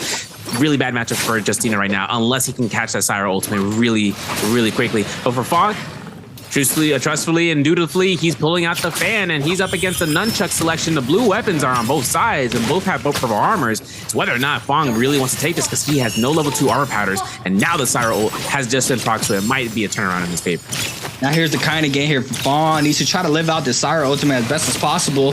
Trying to play around the pillars. Gets caught off the dazzle into that 2.0 beam. Just lots of damage. The armor is gone once again here for Fawn. Scare Rush is on now. Trying to play around this second one. Gets caught up by the second dazzle. Now the raw uppercut here off the great sword. Fawn now forced to pop this F. Does have that ult online now. But the health is going towards HM's way. Catches the Scare Rush into the raw uppercut. Aerial R&B. Now catches the crouch L&B there. Times 2 into the Justina ultimate as well. He's going to be able to tap dodge back. Doesn't get the parry. The overhold. Now the freeze connects here for Fawn. He's going to opt to stay with the L&B focus, forcing out the F there for the Syra. HN now is going to go ahead and take a full reset and does not catch the second freeze. Does get the damage off of it though. The Syra now loses a lot of HP. Fong even out this fight out against HM, and now playing the high ground. Both players drops out with the R&B focus. It doesn't connect. Cannon shots as well do not connect. The health is still the same. Both of these players trying to fight this out, trying to stay alive, but HM laying down the firepower there from the top side with the cannon. Fong though does not get cut off the dazzle there. Does manage to space on. Now HM keeps continuing losing HP. We do see him eating up a lot of damage, being able to weave the follow-up with 9 seconds remaining. Prepare here for HM. F called in here for Fong. Shots catch the last hit. Doesn't manage to do so. 3 seconds in counting into the soul break, but HM here with the elimination. And that was a very close fight here between both of these players. Yeah, that was a nasty fight, especially considering how everything went and unfolded with Fong picking up his F2 to be used and then switching over with the dagger. Soul break didn't come out. Unfortunate, but that was close, and it worked in his favor. Syra ult was burned. After that, all he needed to do was just try to go for any sort of staggers into the neutrals, and he even caught himself an opportunity for it twice. But alas, Fong loses his Realm of Yang. It's going to be a desperation, I believe, picked up with that gold fan. So he, with the Syra with that weapon selection, all is on the table right now for it. And now, obviously, with HM getting 4 eliminations so far today, this is a great round for him. 4 eliminations since round 3 and having 5.5 points overall. We still have his main contender with Mike here with 4 eliminations, but he's more stacked than him. Even without the ultimate, without the White Tiger's prowess, he could just look for that in his farewell. We're looking at the Romy Yang fight for the other Romy Yang room with A Xiao, who I believe won that fight up against Wufang, and Wufang had gold halberds here, or gold dual blades, I should say. R&B comes out, he gets parried, he loses this. Wait a second, there's a swap. Yeah, F1 combo breaker comes out, B1 for that Kylan, as mentioned before. We saw that over at the Zest Winery, where it was used to hardcore form. TOD confirmed. This is not going to be in the game unless, yeah, there it is. 1-2, burn at the Kylan guard of LMB versus the V1 slash 1.0. Wufang catches this V2, but look at the F stance coming out from A Xiao. That's unfortunate, because now the Shiozo, there's nothing that he can do against this one. It's all good. You don't even have to get consistent with that no more. It's out of the game. Don't even worry about the carousel reset. It's out of the game. But watching that fight earlier with Fong, I mean, that the Syra really reminds me of when Farrier came into the game, right? Farrier had a very strong realm, right? She's able to stall that out as long as possible. I mean, Syra's really giving me that type of vibe as well, where if she's able to stay up and pop that O as late as possible, she can stall out a lot of the pressure from these players and potentially even a countdown there, as we nearly saw there for that fight. It's just giving me the same type of vibe. Obviously, we've seen the success of Syra outside of the realm of Yang as well, which prior to like the Farriers, it was more of a, that she max up and everybody scatters, right? You don't really want to fight that. She doesn't really have the crazy movement like Syra has, where she's able to dash around and be able to catch up to people very quickly. On top of that, Syra has that dazzle, right? She can stop you in place, gets the damage as well. So it's just a little bit of similarities I saw there from, back in the day, the Farriers in the realm. But now with the changes in the realm, the timers being different as well, it's just completely has pretty much just taken that type of play style out of the meta. But Wufang here with 2 minutes and 10, as well as Fong. So both players are going to have to try to cleanse this out. Wufang with 1, Fong with 0, have not had the best game possible so far for his third game. HM with 4, though. Nice little turn up game here for HM. Mike, man, every time I see it, man, I would keep looking at the skin. This skin is so saucy, so drippy here for the Lonnie. But Mike, though, fully kitted out. Gold Hong Sword, has gold armor as well. 4 eliminations currently here on the Lonnie versus still in the mix as well there for the other Lonnie in the lobby. These players are going to wait this out, but I mean, with 2 minutes and 20, the aggression has to start pretty soon here for Fong, and this is where things start getting tricky, right? You start seeing someone getting antsy, someone's getting very aggressive. They know they have Yang depletion timer, and another player that has to try to get antsy is Wufang, because his timer is a lot more shorter than Fong's, as it's a minute and 20. And here it is. It looks like he might be catching HM, catches the prior here off the tap dodge. F caught in here for the Syra, try to avoid that kind of capitalization there off the neutral. We do have Mike 9 starting to move on in. Mike quickly seeing who it is, tries to see if it was HM, but Wufang still applying the pressure onto the Syra on the backside. Fong starting to move on in. We got this Keelan ultimate now called in here for Wufang, and this is where the chaos starts here for the whole lobby. Yes, spamming out these slashes, Wufang is going to make it very, very apparent what he is. He's not even antsy. He's tweaking right now. And now it comes down to the whole lobby making sure they try to get the Syra out, but the V1 is active. The shield bubble is going through. Now, obviously, 18 seconds comes out, but you can see how much is coming out. Wufang is chunking out, but no more slashes are available. With the V1, it's only a limited amount. It's not dependent on how much HP you have like V2 is. Plus, the animation is different, so it's a key component. F1 combo breaker comes out. Parry mode is activated, but Wufang gets focus lobbied out. This is going to be one building that be his salvation, but otherwise, he has 70 seconds to burn out for time in order to survive for that Romy depletion. So whether or not he's getting out of here alive, it is up to the case of who can yoink it the fastest. And of course, H&M catching all that reset, having all the heals given back towards him. Having desperation is one thing onto the board, but also the case scenario is that no one's going to focus at the Syra any longer. They're going to make sure they get the lower health targets. In this case, Wufang is going to be the one. Wufang still trying to fight this out. A Xiao, though, nearly with full gold armor, and in the backside, massive parry as well there for A Xiao. So the full capitalization, R&B focus, big damage there down the terrain. The parry into the R&B focus with the gold dual blades is just so much damage. Fong now trying to fight this out with 35 seconds remaining. The Shia ultimate is going to be called in there for A Xiao. Fong trying to back on up. First one on the scene is A Xiao, though, getting caught up on the double R&Bs. Tries to catch the Scarabs in the backside. Cannon shot starting to fly on in from, I believe, Verse in the backside. We do have him applying lots of that pressure there with that range. A Xiao now drops very low. He might be taken out here. He needs to be real careful. Fong is the best opportunity, but a drop down there from Choose there onto Fong. Loses line of sight of A-Xiao, but Mike there does manage to catch him there in the backside. Doesn't be able to get the damage, though. A-Xiao still is trying to stay alive. The Shia ultimate is still online, but a last hit there from Mike gets up the elimination down to A-Xiao. And now Fong getting caught up in the corner, with 1 second remaining. Chooses to pick up this elimination here. And that's going to be Fong's game 3. 4 players still remaining in here. Mike goes for an immediate R&B. Might be having an option to get into the high ground for now. For 6 minutes, there's going to be a chance for this White Tiger's prowess for the next 2 minutes to get into full effect for Mike. 88,000 Dark Tide coins. I mean, if you want to purchase something right now would be the case, but he's not making that opportunity right now to be apparent, especially that everyone wants to walk away from Artisan's Grove as that shadow is collapsing into the Shadow 4. For this moment, though, Mike gets to the shop. He finds a little bit of moment of reckless, looks for the Jades if he decides it, finds a Martial Whipform hook, finds the Sky Pillar, has a Twin Shot, has the Soft Like Gecko Foot, has a Salt Smolder, goes to Alchemy, actually picks up, if I'm not mistaken, that might be the desperation that Mike needed. And he's also a lot of HP Jades in. I mean, I think he's at 306 here right now, folks. So he is actually full scaled out for both HP and damage mitigation overall. For H&M, though, he's going to turn away here. One Javelin to R&B. That Gold Fan is not going to immediately make it apparent, but Shang with a purple pair of dual blades, not going to chunk as much, especially with Mike rocking out the ultimate, making him to space out, makes his way towards the Moonbane. And if he's using it as an escape tactic, oh, the double-edged sword, because now that Moonbane just knocked down all his HP, and now the lobby knows. Yeah, and now the full attention is going to go towards Mike with no ult online pretty much soon.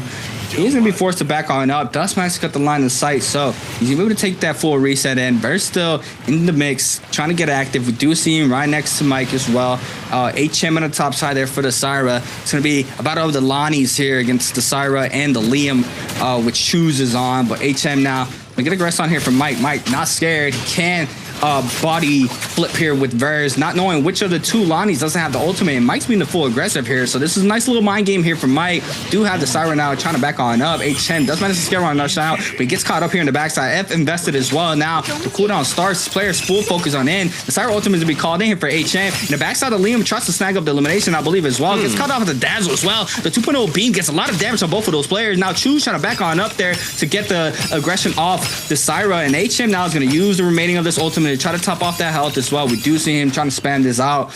I mean, they just be fighting demons already. They're just fighting demons here. Yeah, they are, dude. They're punching the air like, oh, he's Jason Bourne, bro. He's crazy. Or seeing these fights and then just going right back in after they just hitting the weights. It's not a fun time, especially for HM. He is almost going to get caught by that martial art Whipform hook. The only thing is now his combo breaker's out. The lobby can just spam blues at him. He can hold check blue focus for all he wants. At a certain point, someone's going to parry it. Now, Mike, he's up against Shisheng here in Ravine. There's the catch, though. There's a hold check. There is a cancellation. And there's going to be the little staggers here. No one's focusing the Syra for some reason. Shisheng is just having a vendetta against his Lonnie. Armor swap just showcased for Shisheng. Maybe I shouldn't have focused that out. But Mike, he goes ahead. He big brains and flanks out with his ultimate to goalie stance. He loses it, but he still gets 200 heal here. He gets 1 heal pot. He's going to go right back into it. The chase down is on H&M's part. Double hold check R&B comes out. Lonnie ult is procced, and now it might be 1 kill to the next. Mike, he's on it. Yeah, big elimination there for Mike, picking up his 6th one of this game. Verse now in the mix as well. With that V2 out, we do have Choose not getting caught up into the overextend R&B focus, but does manage to have to try to tap dodge that V2, which he does manage to do so. And will hook form here for Mike there onto Choose. Gets the damage down the backside. The V2 gets weaved. No, it does not connect into anybody. I thought he caught. Oh, yeah, he does. He does catch Verse there in the backside. Thought he was going to get the other player, but Verse now does manage to stay up for now. Just very low. Choose still applying lots of pressure there onto Verse. Choose doing a really good job here, icing off the pressure. But Mike is snagging the elimination there onto Verz. And now, last fight here for game number 3. It's going to be OUG's Mike against Badass Shoes. The RB spam. It looks like this could be out in a second, and it is. With that dunk on there off the Lonnie, I mean, what can we say, right? The 2 times here with an 8-kill MVP for his 3rd game of the day. And I mean, look at Mike, man. He's just serious right now. He is not playing no games, no smile, just straight stares. He's locked in. He knows. And we're just stirring this around until it's just cooked right. And there it is. What a better spot than here. Lava running around the map. Mike, though, trying to get active against Verse.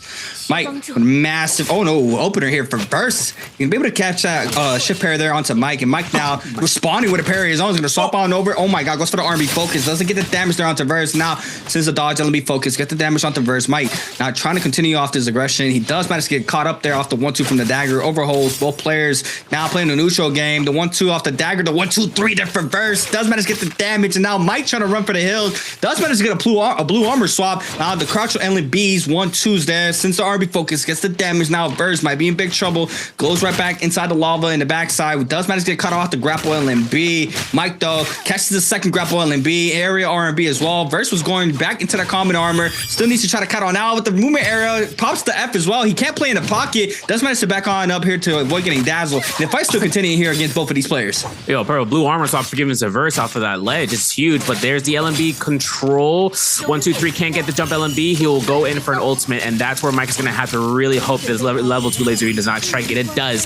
He might actually get the ult off, and he will. This is going to be a counteraction ultimate. I think Mike might be in the advantage for this. Verse is going to use this to space out, get a little bit of heal back here for this 80 pop per orb, and then make sure he can find a way for another armor swap, because at the end of the day, Mike's going to get 1 free dazzle. There it is, post ult ending, and now Verse is going to pay the repercussions, but he finds 1 armor swap. So maybe it could be a turnaround fight. Otherwise, Wufong's here, so does CTG5. This could be a turnaround here for a whole check or not.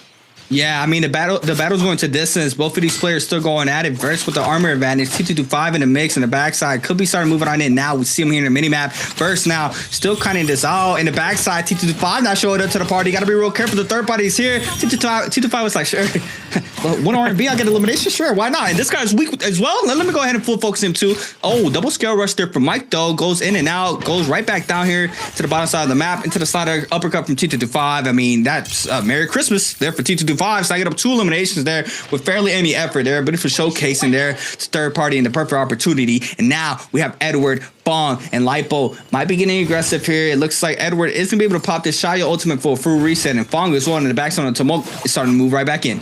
Yeah, Tumult's going to be going through active Shaya ult for another 15 seconds here, looking for a stagger from Lipo. He's just trying to go for this knockback. Doesn't catch it, and this is 1-2 kind of continuation. Switches over to the Tumult, and for Fong is going to be given good spacing. Now we're switching it to HM against TG5. TG5 about to pick up an elimination here, potentially. I don't know, because now that the Syra Dazzle is confirmed, the nice chase, Syra ult is active. The knockbacks are going to occur. He still has goalie stance. He spaces it, throws it, doesn't connect it, but he does have a good eye for the ravine, and actually takes a little bit of the scare rush. He actually just debated HM's position for that orb. So now it comes down to TG5. Space is a heck of a way out. Has enough time to get this level 2 heal coming through. He is fully resetted. He is not going to turn around though. Although he is going to, if he decides to take this fighter and takes it, he gets a purple armor, purple longsword that he doesn't know yet in terms of the weaponry. So we'll have to see how that ends up. Otherwise, triple fight at Statue Workshop, Edward, Lipo, and Fong looking for a reset. And Edward needs to try to get these kills here. He's been having a very slow night so far with 2.5 overall game score. Overall total points for the night. Our bi-weekly 1 winner has not been having the best success tonight, but now looking to try to get this elimination onto Fong. Back-to-back 1.0s there off the halberds. Big damage. The F called in there for the Tumult. Lipo now as well. And trying to get the aggressive there. Does manage to get the last shot there onto Fong. Now the prowl goes towards Edward's way, but both of these players with that semi-wall there. Lipo is like, oh my God, in or out? I don't even know. Gets stuck on that semi-wall for the 3rd time, I believe. And now Edward with the massive R&Bs. Does get the damage there. Edward looking to find an opening, has the F to avoid the full damage there off that. Catches the LMB Prowl or LMB Focus there in the backside. PXC not showing up. Shot ultimate investigator for Edward. Now the Justina's going to respond with ultimate of their own. Now the Liam now is going to focus Lipo inside the zone. No, he's going to spin back into Edward. Ooh, iframes that chain there with the Liam ultimate. Now gets caught up off the R&B Focus. The V2 does not connect. He's shielded up. Edward now throws the shield. Does not get the chain up there in the backside. Lipo starting to move right back in. The Liam ult is pretty much gone, but PXC gets elimination. Now third party is moving on in. Lipo with a big parry. PXC gets the loot, but it doesn't even matter. Gets cut off the Justina freeze into the R&B Focus, but A-Shot with the elimination. And it's just a battle right here. Everybody going at it in the zone. The Justina freeze catches A-Shot in the backside, and it looks like it might be a little bit of a quick reset in. The Liam ultimately invested here for A-Shot, and Lipo needs to be real careful here. Down throwing problem in the zone. There it is. Looking for a quick R&B here. Maybe looking for a swap it to the dual halberds in his inventory. Very nicely done. Now there's a parry. There's the elimination. That's the kill. That's kill number 2 for A-Shot. Romy Yangs are still on the board to be popping up here. The 3 kill leaders on the board right now with PXD, with 4 with TT25, A-Shot, and Chishang just picking up his 2nd elimination. And then we're going to see a lot of that gold to be circulated into the shop. Whether or not he is going to look at a purple armor purchase, A-Shot is making his way towards Imperial Camp. But we have a spotlight here between TT25 and H&M. They're going to be fighting out. The purple armor is dropped on the ground here. This is going to be the advantage that we're talking about for TG5 to pick up, because it wasn't TG5 with the blue or the purple armor. It was H&M. So for right now, TG5 finds it, captures it. All that's left, though, is a long sword that we saw earlier, and whether or not H&M is going to catch a carousel off of this. Combo breaker still available for TG5. One jump LMB, no secondary. Holds the LMB, backs off here. It takes a full blue focus. This is a lot of points right now against his HP bar. And for HM, takes 100 heal from that F. Make sure he can put himself back in, goes for a slap. And we saw this earlier about the slaps. Bad consideration, considering TG5 got away from it, and he gets the elimination, count number 3 on the board. Yeah, that's just unfortunate, right? I mean, especially right there, the terrain, going for a slap there, just completely gets him caught there from T225, gives him an elimination as well. Just unfortunate there for HM. Mike had a pop-off game 3, and now he's out of already at game number 4. So I don't even notice I didn't even notice that. I didn't even notice Mike was getting caught up. I mean, he lost both of his lives already. Choose, though, in the mix on Xiaoyu. Looking to try to contest this Roman Yang pass. We do have, I believe, Verse with it currently. Wufong is running the outskirts of this terrain as well. We're going to be taking a quick look at a replay. Here it is. Yeah, here it is. Mike against Choose. This was the last elimination. Goes through the window into the aerial R&B. Mike tries to stay up here on the Syra. Gets a common armor swap. Choose still with purple armor on lock. Sends the 1.0. Big parry there. And look at the damage there alone. Oh my God. The damage alone there off the parry. Yo, 8% attack on the purple. Yo, that's crazy. I guess Mike just didn't have anything to his name at that point. That damage was just a lot.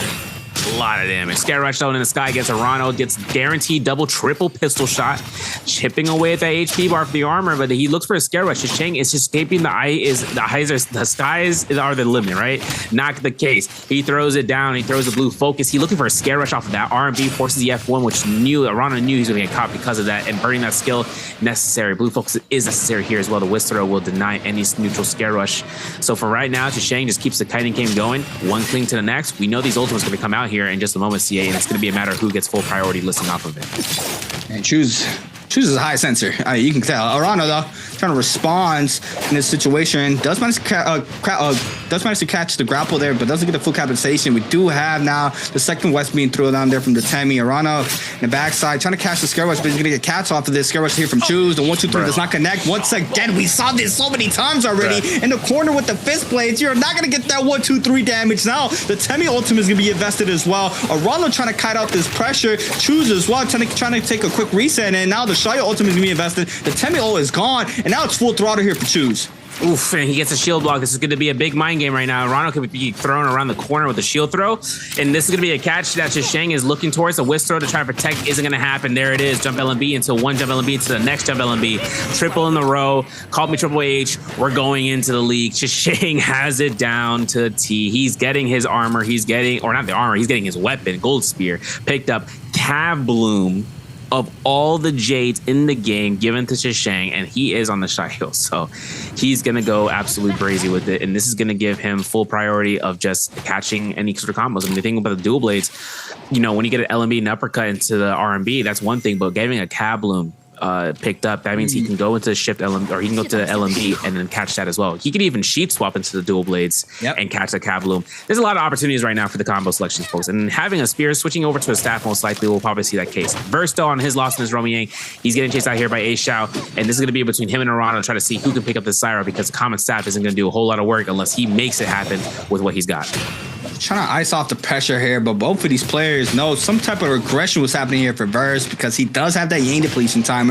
Do have the Temi F calm down. Ooh, beautiful whisk there for him, the Tomok there, and getting caught up there in the corners and be forced to pop the Syra ultimate. Getting shot down there by the cannon shots and the pressure there from Arano as well. Trying to get the HP back. Ash out in the back end there with gold stab, who's be able to hit like a truck there with that weapon alone. We do have Verse now trying to kite out inside the bottom side of this terrain. Arano, though, the first one in the scene, does manage to catch him there, but it looks like A Xiao as well, full grappling in, trying to see if he can find the damage here, but the R&B overhold there from the Katana, and the F called in here for the Liam into the 1-2 there on the ground. Liam ultimate now is going to be invested here for A Xiao. Going to try to see if he can find the V2. The F called in there for the Syra for the terrain. Managed to grapple on out as well. Goes right back in there with a quick drop there off the crouch, and he's off the scene. Verse managed to pop one in. A Xiao, though, or Arano, sorry, is the first one to probably catch up to him. A Xiao does see which direction Verse went in the kill feed. Choose does manage to take out PXC. Everybody getting active right now. That's 4 for 4 there for T225 and Choose. But Asia first. Arano still going at it. We do have these players getting full aggressive here.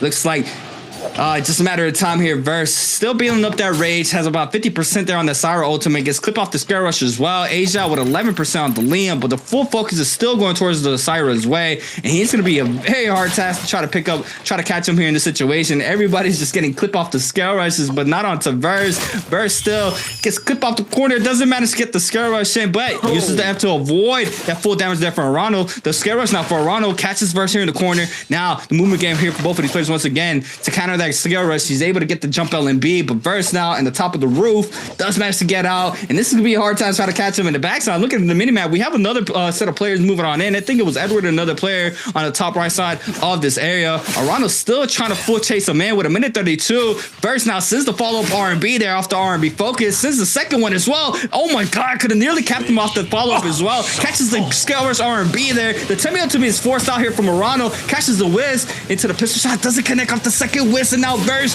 does manage to get out there from the Tumult ultimate. Arano pops one powder in. He is going to be forced to play right back inside that Temi ult. And looks like Verse does have the ultimate online as well. And this is a battle going to distance. And it looks like this is going to be an isolated fight as well.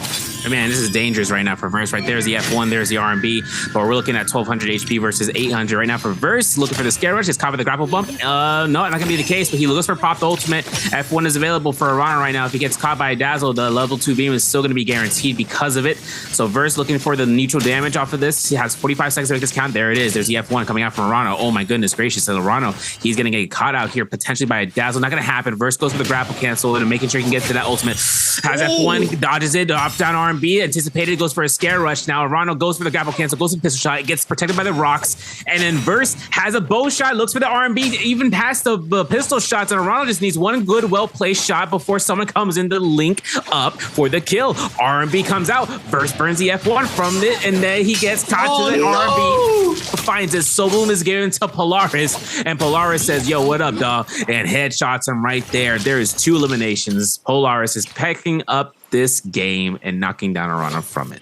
Oh man, I mean that's the gamble you face there, right? Once a Temi invests that F, you could go for the slide uppercut and try to catch there with the Katana Hong Sword, but if the Temi throws down that wisp and you're going up, you're gonna get caught off that wisp there, as we saw there.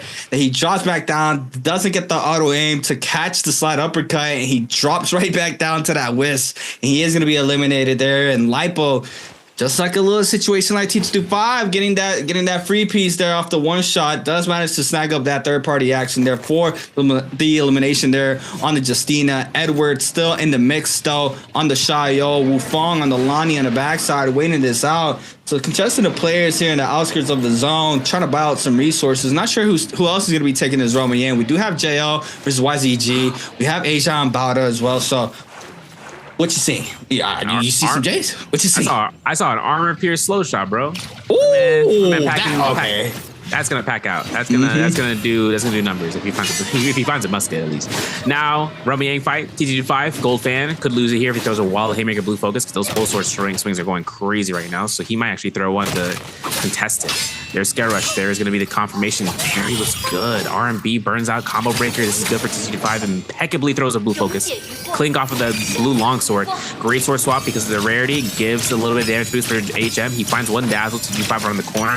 Doesn't even worry about it. Goes for tap dodge. Knowing that we can go for the infinite rolls with the wave roll nerf coming out from the energy glyph board. Used to be able to infinite dodge. Can't do so anymore. But T225 catches the LMB. This might be a chance here for a parry. No, he throws so many blues. Oh my God. It looks like we're watching this live with the kill potential. There it is. COD, no need. We just throw the balls out here. Crazy. Absolutely bonkers. More to the fight. All right. I'm sorry. Hey, he clips him there off the R&B focus in the air. It just has the drop time there to be able to just use that ultimate there for the recatch. I mean, Lonnie's a problem. Has to clearly see. She's looking very, very good in these matches. Choose is going to have that Yang depletion timer in soul form. We're going to take a quick replay against Choose against Asia as well. Going to be Leon v. Shayo. Choose on the gold spear in hand. Asia with the gold staffs. Oh, big parry there for Arano onto Choose, or Asia, sorry, to the grapple extension. R&B, LNB catches. Doesn't get the rebounds off the LNB. Now the Shayo ultimate is going to be caught up here into the jump parry, to the cannon shots finisher there for Asia. Having his number, reading everything he threw at him. Asia with a beautiful showcasing there in that realm of Yang. Snags up the gold spear as well. I mean, what a better outcome there for Asia. HM against Choose this time around, the outside of the realm of Yang. Choose, though, does have that Yang depletion timer as well as HM. So both of these players are fighting for this for the cleanse. T225 and Asia starting to move on in. That's Alani and a Liam in the backside. Cannon shots flying on in towards Shoes' way. They do not want to mess with the Shayo. Trying to force out that Shayo ultimate as fast as possible. You see all three players focusing the Shayo. There goes the Shayo ultimate as well. Cannon shots, cannon shots. There it is. Just burn damage ticking there onto Choose. In the backside, he's trying to still turn his attention onto the Syra. And it's a scare rush on. Now HM just trying to wait this out so he can reaggress the situation. Lipo might potentially start moving on in as well. And this is looking bad here for Choose once his ultimate goes down. Exactly, yeah. And he's not going to have any sort of defensive capabilities here. He's trying to look for space for one heal, but 2.7 seconds is pretty much in the flash of an eye for some of the approach. He finds one armor powder heal, so that works out. That blink of an eye moment happened, but that Rupture Gale is proccing. He's taking white HP damage passively, and it's getting reproc, so he's taking a lot more than he can shoot and swallow. But for everything coming through Chishang, all he needs to do is just kite as often as he can. This is dangerous. There's an R&B wild throw from light players, and there's going to be a Liam with the active ult from A-Shout. R&B drop down White Tiger's prowess, and that's a free solo for him to pick up. Otherwise, HM's still going to have to hide this out. It's crazy. It's impeccable that HM didn't take any sort of priority from the lobby to come after him. But then again, to Syra, they want to wake her out and see about what's next. Otherwise, A-Shout made full priority listing for her as she got thrown from that orb, and now the lobby's turning their hands onto it. Yeah, I mean, but what a bounce back, right? From T2 to 5, going into game 4, like game 3, or game 2, had a crazy game. Now back again with 5 eliminations on the board. Asia as well, matching that 5 kills. Choose was eliminated with 4. PC had 2 on the board. HM with 2, Lipo with 2, and Arano Edward with 1 for this game alone. But I mean, T225 looking really great right now with 5, 18.8 overall game score. Did not get the value he needed for this game. It looks like the Syra is going to be waiting out for a lot of these players to start rotating on in to avoid any sorts of pressure. HM still in the zone. Not sure what his timer is on. 2 minutes and 15 in order to try to cleanse. Still has a little bit of a time, but needs to try to get active pretty soon. Does have the ult online. T225 still in the mix. I mean, he has that full inventory. I can already tell with all that armor and weapon he has in hand. HM still winning this out. A lot of these players are pretty near each other. Edward still up here for this game as well. Having a better game for this game, being able to stay alive here towards the end game of game 4. Minute 45 now for HM.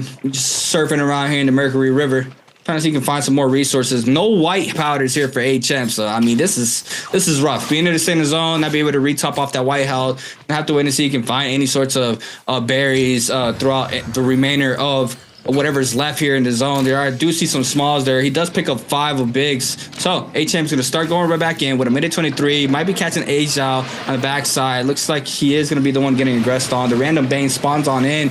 2 players are right below him, but he does not know that Asia is going to be the one focused here for HM. Spear v stab for both of these players. Still waiting this out. Edward playing a lot more conservative as well, as we see him just waiting this out. The random Bane doesn't have anybody in the middle. T225 waiting this out. We do have, I believe, Wufong getting caught up here in the bottom side. Lonnie here in this terrain. It's going to be very rough here for HM to try to pick up elimination, especially with the kiting these players can do in the side terrain. It's going to be rough. Yeah, finds a parry, gets a gold fan as a result. I just really don't want to see HM to go for slaps within his mid actions. I mean, not like spamming. Like, he could do it once, right, to try to mix it up, but not spamming it. And he's going to find his opportunity right now. He still has the opportunity of losing all his armor here, finds a nice parry, burns a combo rig for Liam. Obviously, he now has to ult. He just took a headshot. All his HP is gone. Now it forces him to be the target of the lobby in a split second. This man was healthy as can be. He picked up a gold fan. Everything was going great. Everyone then started focusing him within that one moment, and that's going to be where between him and A shall go down at the same exact time. Cyro's down, Liam is up, and A shall finds a solo. He could turn this around potentially. He's still got another orb though. If anyone chases this down, And A-Shot puts himself in a spot where everyone knows his Liam is who he is, but gold armor finds Prickly Pears, gets an attack boost as a result. My man's chilling out here, La Vida Loca. He has it, but TT25, I want to mention the TT25, even chat's mentioning about how strong he has been doing so far today. 5 eliminations in this game, and it's still in first place, taking it through with the placement points, and now surpassing Mike for it, but he still has this game to work out. Mystic Might or not, it is still a Spirit Well buff that gives him mitigation, and at the end of the day, all he needs to do is to sustain this out, and he's choosing his target who doesn't have that ultimate, which is that Liam, which is A-Shao. Yeah, well, but T225 though, looking to try to grasp the Liam in the situation. Top 2 going at it here for game 4. Cannon shots on in, gold fist blades in hand for T225. So damage is going to be massive here for T225. Wufong in the back end there with gold armor as well. Do have Fong now start moving to the mix with gold fan. I mean, now the weapon he praises so much has to find him more value here. Currently with 0 on the board. Needs to see if he can find some of these kills. 6 players still remain. A-Shao getting clipped here on the top side. Doesn't manage to go through, but in the zone, does manage to go rotate on the outskirts of the next zone. Fong is still in the zone.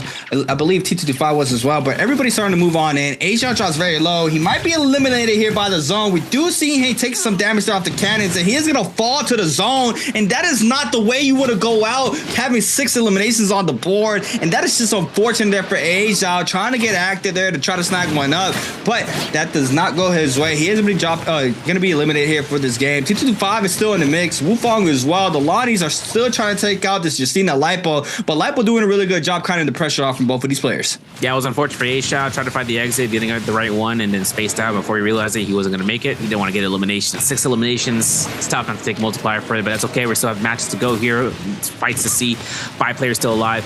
Wufong, I saw a Dragon like Might earlier for a split second. He's at 0 eliminations. Polaris, man. We got a little bit of that, fish tank vibe going on there. We saw the surface level. We didn't see what was happening behind. I thought he got Moonblade Strike. Luckily, he didn't. Regardless, still got 5 minutes left on the board. TG5 with Immortal Defiance into that Desperation, Ruptured Gale, or Quick Charge Thunder Call, Twice Fold, and a Juggernaut. He's 24% right now in that mitigation with all those mitigation Jades, but that Immortal Defiance is coming clutch again like we saw in round 2, potentially. Everything comes into endgame circle in the 1v1 basis, where his target doesn't know that he has that Jade, and then it shows up, boom, 400 heal. But obviously, it all depends on the character, right? A Liam could go, or not even a Liam, a Lonnie could TOD him, and it could be over in a split second. Dragon like Might, like I saw with the area around Wufong, looking at Fong here with that gold fan, and with utilizing the F1 for that Tumult, still has ultimate to kind of space out here. He gets a heal for free. The lobby allows it. Rupture Gale, though, from TT25 with the Mystic Might. Seeing how Wufong has proc ult, he is using it to space out that burn, still applying that negative 50% on the healing efficiency, which is definitely one of the worst ways to go out. If you guys don't know, Rupture Gale Orb has the effect of activating a burn, and that burn specifically, alongside like Tarkin Fire Burn and whatnot, it defeats the purpose of half of the healing from a berry. So if you have a level 2, it automatically becomes a level 1. Bong trying to get some damage in. Looks like both of the Lonnies are going to back on up. Fong does not have ultimate, but T225 does. Bong's still in the mix. Still hasn't been finding any sorts of value here in this game. Still, though, with a good weapon in hand, he is going to be able to outburst a lot of damage when the time comes. Zone 6 starting to spread in around 50 seconds. Lipo has been getting full focus, but mostly both of these Lonnies here. Gets clipped off the R&B focus there from Edward, trying to back up the pressure there from the Justina in the back end. Now, Fong's starting to move on in. Do have Wufong and T225 trying to back on up. Shayo ultimate, I think, was invested in the backside. I heard an ult come out. T225, it was T225's on the Lonnie there. Into the bounce back. Oh my god, in the corner. Overholds R&B focus. F caught in there for the Temi. Doesn't catch the second bounce. Double wins onto both players. Fong now getting the damage that he needs. At T225, though, I believe the Immortal Defiance did proc there for him. He is going to be able to stay up for now. Edward and Fong are both going to be able to stay up and take a quick reset him. Lipo as well, still getting full aggress on there for Wufong. Once this ultimate comes online for him, he's going to be able to outburst some damage, but T225 now might getting all the pressure thrown his way. In T225, the lobby allows it. They ain't gonna allow it. I see that engraving once before. Edward is gonna make it happen again and again. He's just, even with the blue longsword, it's just the amount of control that you can do. Someone can start scare rushing, you could be ahead of them, and then you could just jump R&B. Unless they're predicting the parry for it, they can do that. They're not going to be allowed to. For T225, though, full reset. Lobby is making it happen for him. Wufong spots him out. Fong himself from DRG is going to have his wisp ready to go because he's looking the lobby out. If he can throw a wisp, the lobby will look towards that target. We've seen that happen once before. For Fong having ultimate still, though, dangerous game. This Tamosh could be one of the more potent personnel on the lobby to be the most ridiculous ultimate that will give him the MVP. Even with 0 eliminations, Vaughn could pick up 2 or 3 and end up taking the game overall if T25 is one of the first ones eliminated out. Because right now, T25 is going to be the most focused target right through this point, and they can take him with no volition. They want to make sure they can get the points earned out. And Fong, his first one in the face, and then the range shots were coming out. He goes for the purple focus, but the T25's rage is going to be coming out here. He doesn't have ultimate ready to go for 1 R&B. That's all it's needed. And he's just hopscotching with double LMBs and engraving, but a blue focus comes out. Polaris picks up his 3rd elimination. Lobby's out for the next 90 seconds. Yeah, I mean, you could clearly see Fawn just full eye on that Lonnie, right? Make sure he does not lose track of her. As you see, just continue the pressure there, gets her fully lobbied. Doesn't pick an elimination, but still was the first one there to keep on their aggression onto T225. Edward now on the backside. He's trying to stay up. We do have Wu Fong now. He's going to be the next one up here from the Lonnie. Lipo, Fong, and Edward do not want to deal with this Lonnie right now.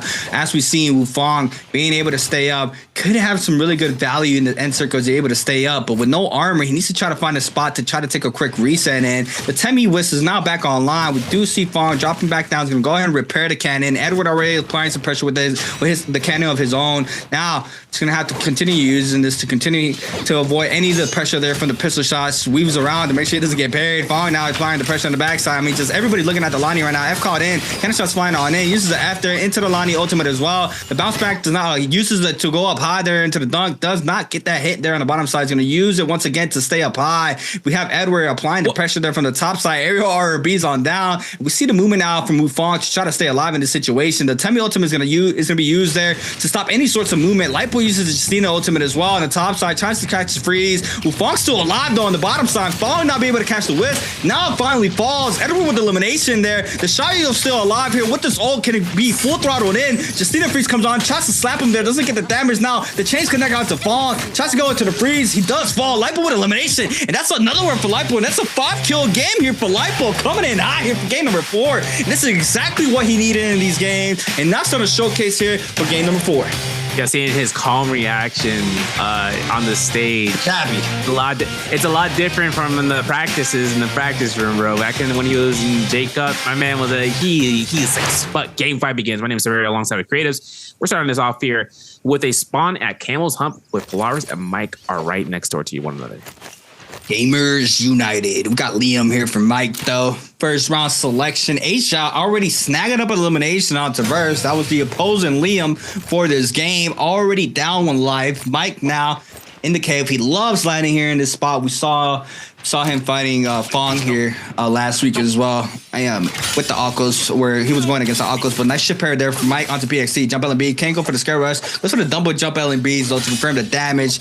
Now another pair here for PXC, sends them back to back, and now the capitalization is going to go towards Mike's way. Now Lipo showing up to the party and R&B focus. Mike has the F on cooldown, still trying to aggressive here. Now who's gonna be able to take this fight?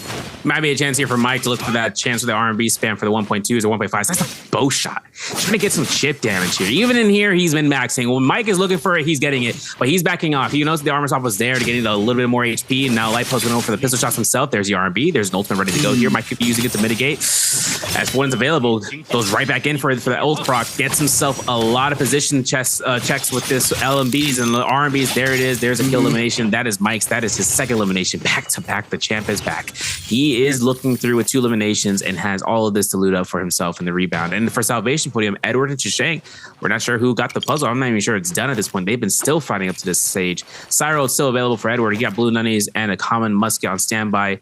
Just worried about whether or not he is going to get backstabbed before solving this puzzle. See Fong already in the bottom side of the puzzle, trying to get the information. Choose on the top side. Do have that player on the top there with the musket. Could be potentially griefing the puzzle solving there in a matter of moments. But T225 now forcing out Justina ultimate here from HM. HM catches the prowl, tries to catch the dash there off the TP. Try to go now. The stagger does connect there, but no freeze. He's going to be forced to pop the no ult zone, catches the freeze off of this. T225 now loses all that armor, half of the white health as well. Tries to overhold the R&B, doesn't catch the prowl, but HM full throttling in on the Justina. does manage to get outside of the zone with 56 rage still remaining here for T225. Jump LB clips him here on the corner. Grapple does connect there onto T225. The F called in here for T225 as well. Does manage to get out of this top side of this terrain, but now the Scare Rush out to the building side. Gets caught up here in the corner. Releases the 1.0 there off the longsword. Gets the damage. Now HM still trying to catch up to him. Doesn't manage to catch the last and final hit just yet. It's going to be a hard task to do so if he's able to ice off this pressure for a couple more seconds to get that ult back online. And he does manage to get a common armor swap, and looks like the reset might be going towards T225's way pretty soon. Still got portals to take a look through. Maybe he might go into this cave. HM is right beneath and hoping to catch a stagger. Now for the grapple, not going to happen here. H&M, no grapples. Wow, tough. Scare rushes are good. LMBs might be better for the R&B hold check. There's the combo breaker for T225. Looks like a scare rush pass and an anticipated R&B with the longsword in the opposite direction. Now T225 buys himself some time for a heal here. Both of them are actually going to go for reset. The only difference is that whether or not we can get an ultimate from this Lonnie to counter out and delete H&M, it only comes down after the F2 has been burned. Hold check of Destiny. LMB to the R&B. Holding out for Crouch LMB, sees Lonnie ult, backs off. Nice. Scare rushes up, Scare rushes back in, throws himself a free pair. This is the F2 I was talking about. This gets burned out. It's all over for HM. If he gets caught by another one, it could be deletion. He slaps, because that's all he got. He got a Hong sword to go for the Clink, but T225 throws it out. Ultimate to deny, into the imprint to the dash, but the iframe comes out. The goalie stance is thrown. The tap dodges are heard, and the third party is arriving. Great, this might be a chance here for a two-piece or just 1 for 1 for 1. Now Wufong coming on in, trying to have a little Christmas gift, but T225 with the mid-range RB focus gets the last hit there onto HM. Now T225 with no ult online going against the opposing Wufong. Cancels 1, 2, 3. The grapple stance does manage to get the LMB there on the top terrain. Now the prod goes towards Wufong's way. F called in for T225. Response with 1.0. Spaces is out. Wufong though still trying to catch up on T225. Looking for an armor swap of any sort. Does not manage to find so in that troll. In the backside, the Clink comes in off the Scare Rush. Doesn't manage to catch the grapple stun there on the top side of that hut. But T225 now using the side here. Oh my God, what a parry there for Wufong onto T225. I don't even know how he predicted. That was insane. T225 now getting caught up here with the Lonnie V2. Dunk down, doesn't catch him. Now spacing back there for T225. Wufong trying to see if he can find any sorts of information there onto him. Doesn't manage to do so, but Mike and Asia are going at it, and it's a Temmie against a Liam. That part right there. Mike is over by the Pinnacle Town chasing down A-Shao. A-Shao gets caught by staggers. He's jumping to deny an LMB, which is really smart. That's how you should be able to do it. That way you don't get caught by neutral and then you're done zone. A lot of players actually are able to do this just to make sure they don't get caught by that and the TOD occurs. But Mike, he's already on it, man. 3 kills. Finds the no ore confirmation. Unfortunate pistol shot isn't going to be fast enough because he caught the corner. A-Shao looking for an arm swap around the sidelines, and I think he actually finds it. There it is. R&B holds to make sure he doesn't get staggered. Mike's looking to flank out here on this side. A-Shao throws a blue focus around the corner, throws a hooked focus. Oh my goodness. Oh no, he doesn't. Oh no, he doesn't. 1, 2, 3, then Scare Rush, and looks for the Scare Rush blue. Gets a parry off of that. And what? A-Shao just clean 2 eliminations, and one of them being Mike. What? Bro. Nah, that was filthy from Asia. That was filthy there from Asia. He just Scare Rush parry there onto Mike. Mike did not expect that as well. He tried to overhold it, but I mean the Scare Rush animation came into play and he thought he was safe, but he was not. Asia out there with unlike human reactions, taking out the 2-time OA's Edward. Has a Yang pass in hand. Our first Roman Yang. He did manage to solve the puzzle there with the gold spear in hand as well. So he's gonna have that weapon advantage there going to the first round. PXC already posted up on the Plume Castle round gates on the bottom side. We do see him just waiting this out. No, looks like there's not another body around here, so he's gonna be getting that for free. HM now on the Justina, trying to bounce back off of the earlier scrap offs there with 2-2-2-5. Does manage to get inside this Roman Yang pretty soon as well. Just a matter of time. We do have Mike though with 3 eliminations currently. 2-2-2-5 with 1. Asia with 2 on the Temmie. Choose with 1. Aggression here from Mike and Arano, I believe. We do have them here in the bottom cave. 2-2-5 getting a little bit of love tap there. Fong in the backside as well. They're trying to unlock this chest. Now both of these players overholding. Mike was trying to get a little bit of aggressive. Lipa posted up in the Roman Yang. We're gonna have our first round pretty soon. Mike does manage to scatter on out. Looks like the aggression is not going to be happening inside that cave. Arana looks like he might be full throttle in against Mike potentially. We do have a random Bane spawning right on top of Mike, so he needs to get out of this as quickly as possible. Wufong might be getting targeted here from Mike. He looks like he is going to be just going around. Doesn't want to get any sorts of fight happening right now. But our first Roman Yang of game number 5 is going to be Lipo, our game 4 MVP against always Edward, our bi-weekly 1 final winner. Yeah, and Edward has Assassin's Lunge with that dagger. He's going to have a great chance of just surprising Lipo with it. Otherwise, it's an early reveal. It's a mind game at that point. Hyping up here, there's going to be 1 LMB. There it is for Stagger. Lipo burns F almost immediately because he does not want to take any sort of risk, nor containing any sort of opportunity for Edward in case he has anything up his sleeve. Switches over to the spear immediately with the cannon shots. Comes out for the proc shots off the tower of the pillars. Going for a horizontal here. Goes for a nice scare rush. And as Lipo gets his up with an uppercut, he burns out the combo breaker for the Syra. This could be a nice pistol swap. Holds the arm LMB. Looks for the uppercut, gets caught, F1 again, shifts, but doesn't hold it out just long enough for the side roll, and now using his ultimate and to counteract. Goes to 2.0 beam, just so much damage. Lipo trying to stay alive.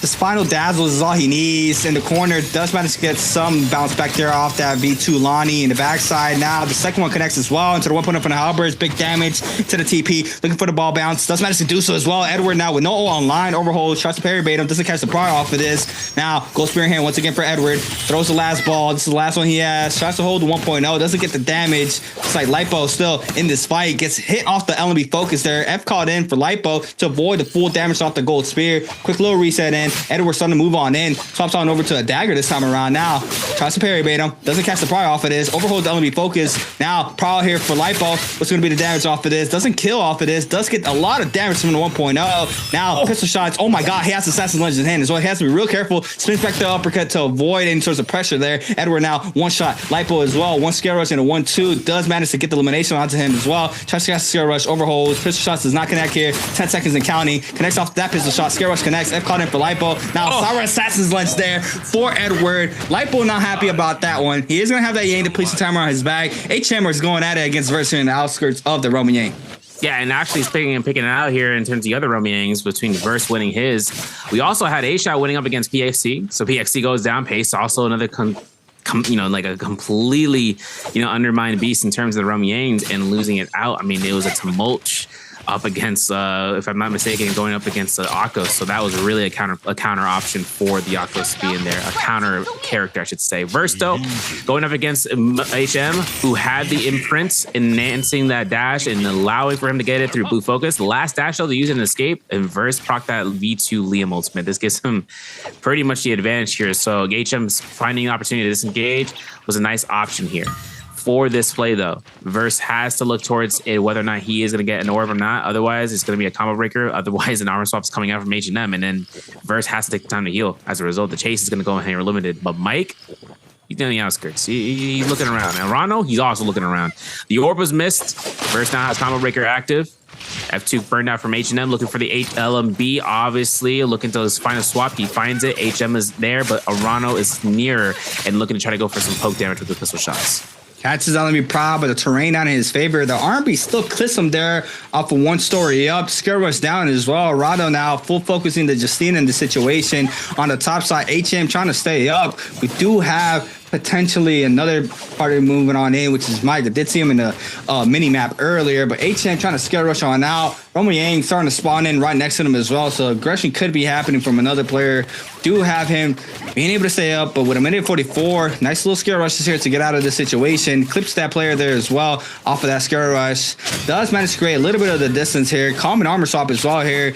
Does get hit off of these pistol shots from Morano on the top side. HM trying to stay up, just clinks off that R&B there. Arano now, the first one there against HM, is going to be able to top off that purple armor. Dual blades in hand for Arano on the Shayo. Overhold, doesn't release, doesn't get parried. Verse now might be playing the realm as we see him a little bit more far distance back until this elimination is confirmed from one of these two players. We do have him getting clipped there.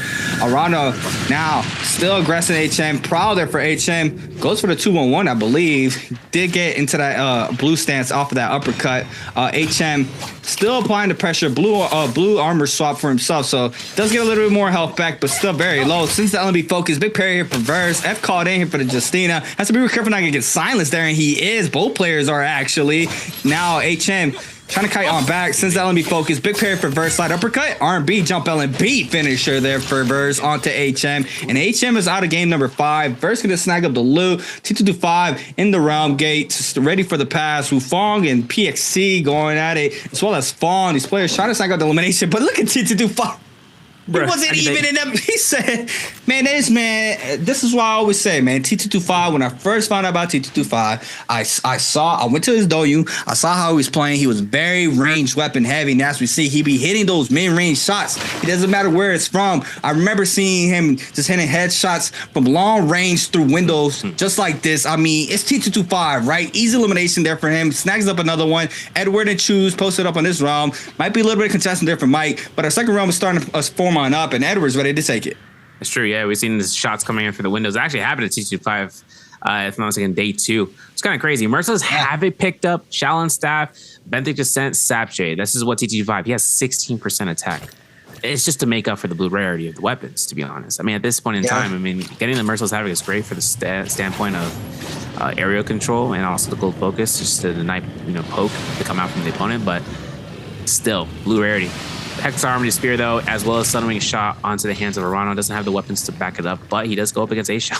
Akos versus Shayo, another counterpoint matchup for that. So off of this chance, let's take a look, or I should say not Akos, with its mulch. Now, obviously, with Edward having his dagger on standpoint, he's waiting on T225 for the drop down because he wants us to see what reveal will come out from this Lonnie. And there it is, Merciless Havoc, frame 1 option, Scare Rush comes through, blue focus. Has to really hold it off. If he throws a random Wildmaker blue focus, it could be a parry, and that could be T225's upgrade. LMB's comes out, Assassin's revealed early on as the ace of the sleeve, and now the poke comes out. F1 is burned, and he has a double jump to avoid it. Scare Rush back in, blue focus, don't do it. He does it, but that was whether or not the ultimate comes out from T225 because he ate up a lot of damage because of that. Yeah, now Assassin's Lunch does not connect off the second one. T225, that's the 1.0 there off the LMBs into the 2-1-1. Oh no, goes to R&B LMBs, doesn't catch. Oh, I know what he's trying to do. He's trying to do the infinite there. T225, doesn't matter if he catches it this time around. Catches another pile. F caught in here for the Syra. Now both ultimates might be invested here. We do have the Lonnie ultimate getting invested now. Syra is online here for Edward. The bounce back, where you going? That's what does not connect there onto T225. The second bounce back, where you going? Edward's still trying to apply the pressure. T225 being able to ice off it for now. We do have a lot of the damage happening. The TP does manage to break his ankles just a little bit there, but Edward's still staying up. The Merciless still online here for T225. Edward now, the 1-2 off the dagger. Still has the Assassin's Lunge. Can't forget. Into the final R&B off that purple rarity dagger for the elimination onto T225. He's going to snag up the armor plus the gold rarity weapon, which is going to be a gold Hong sword for this round.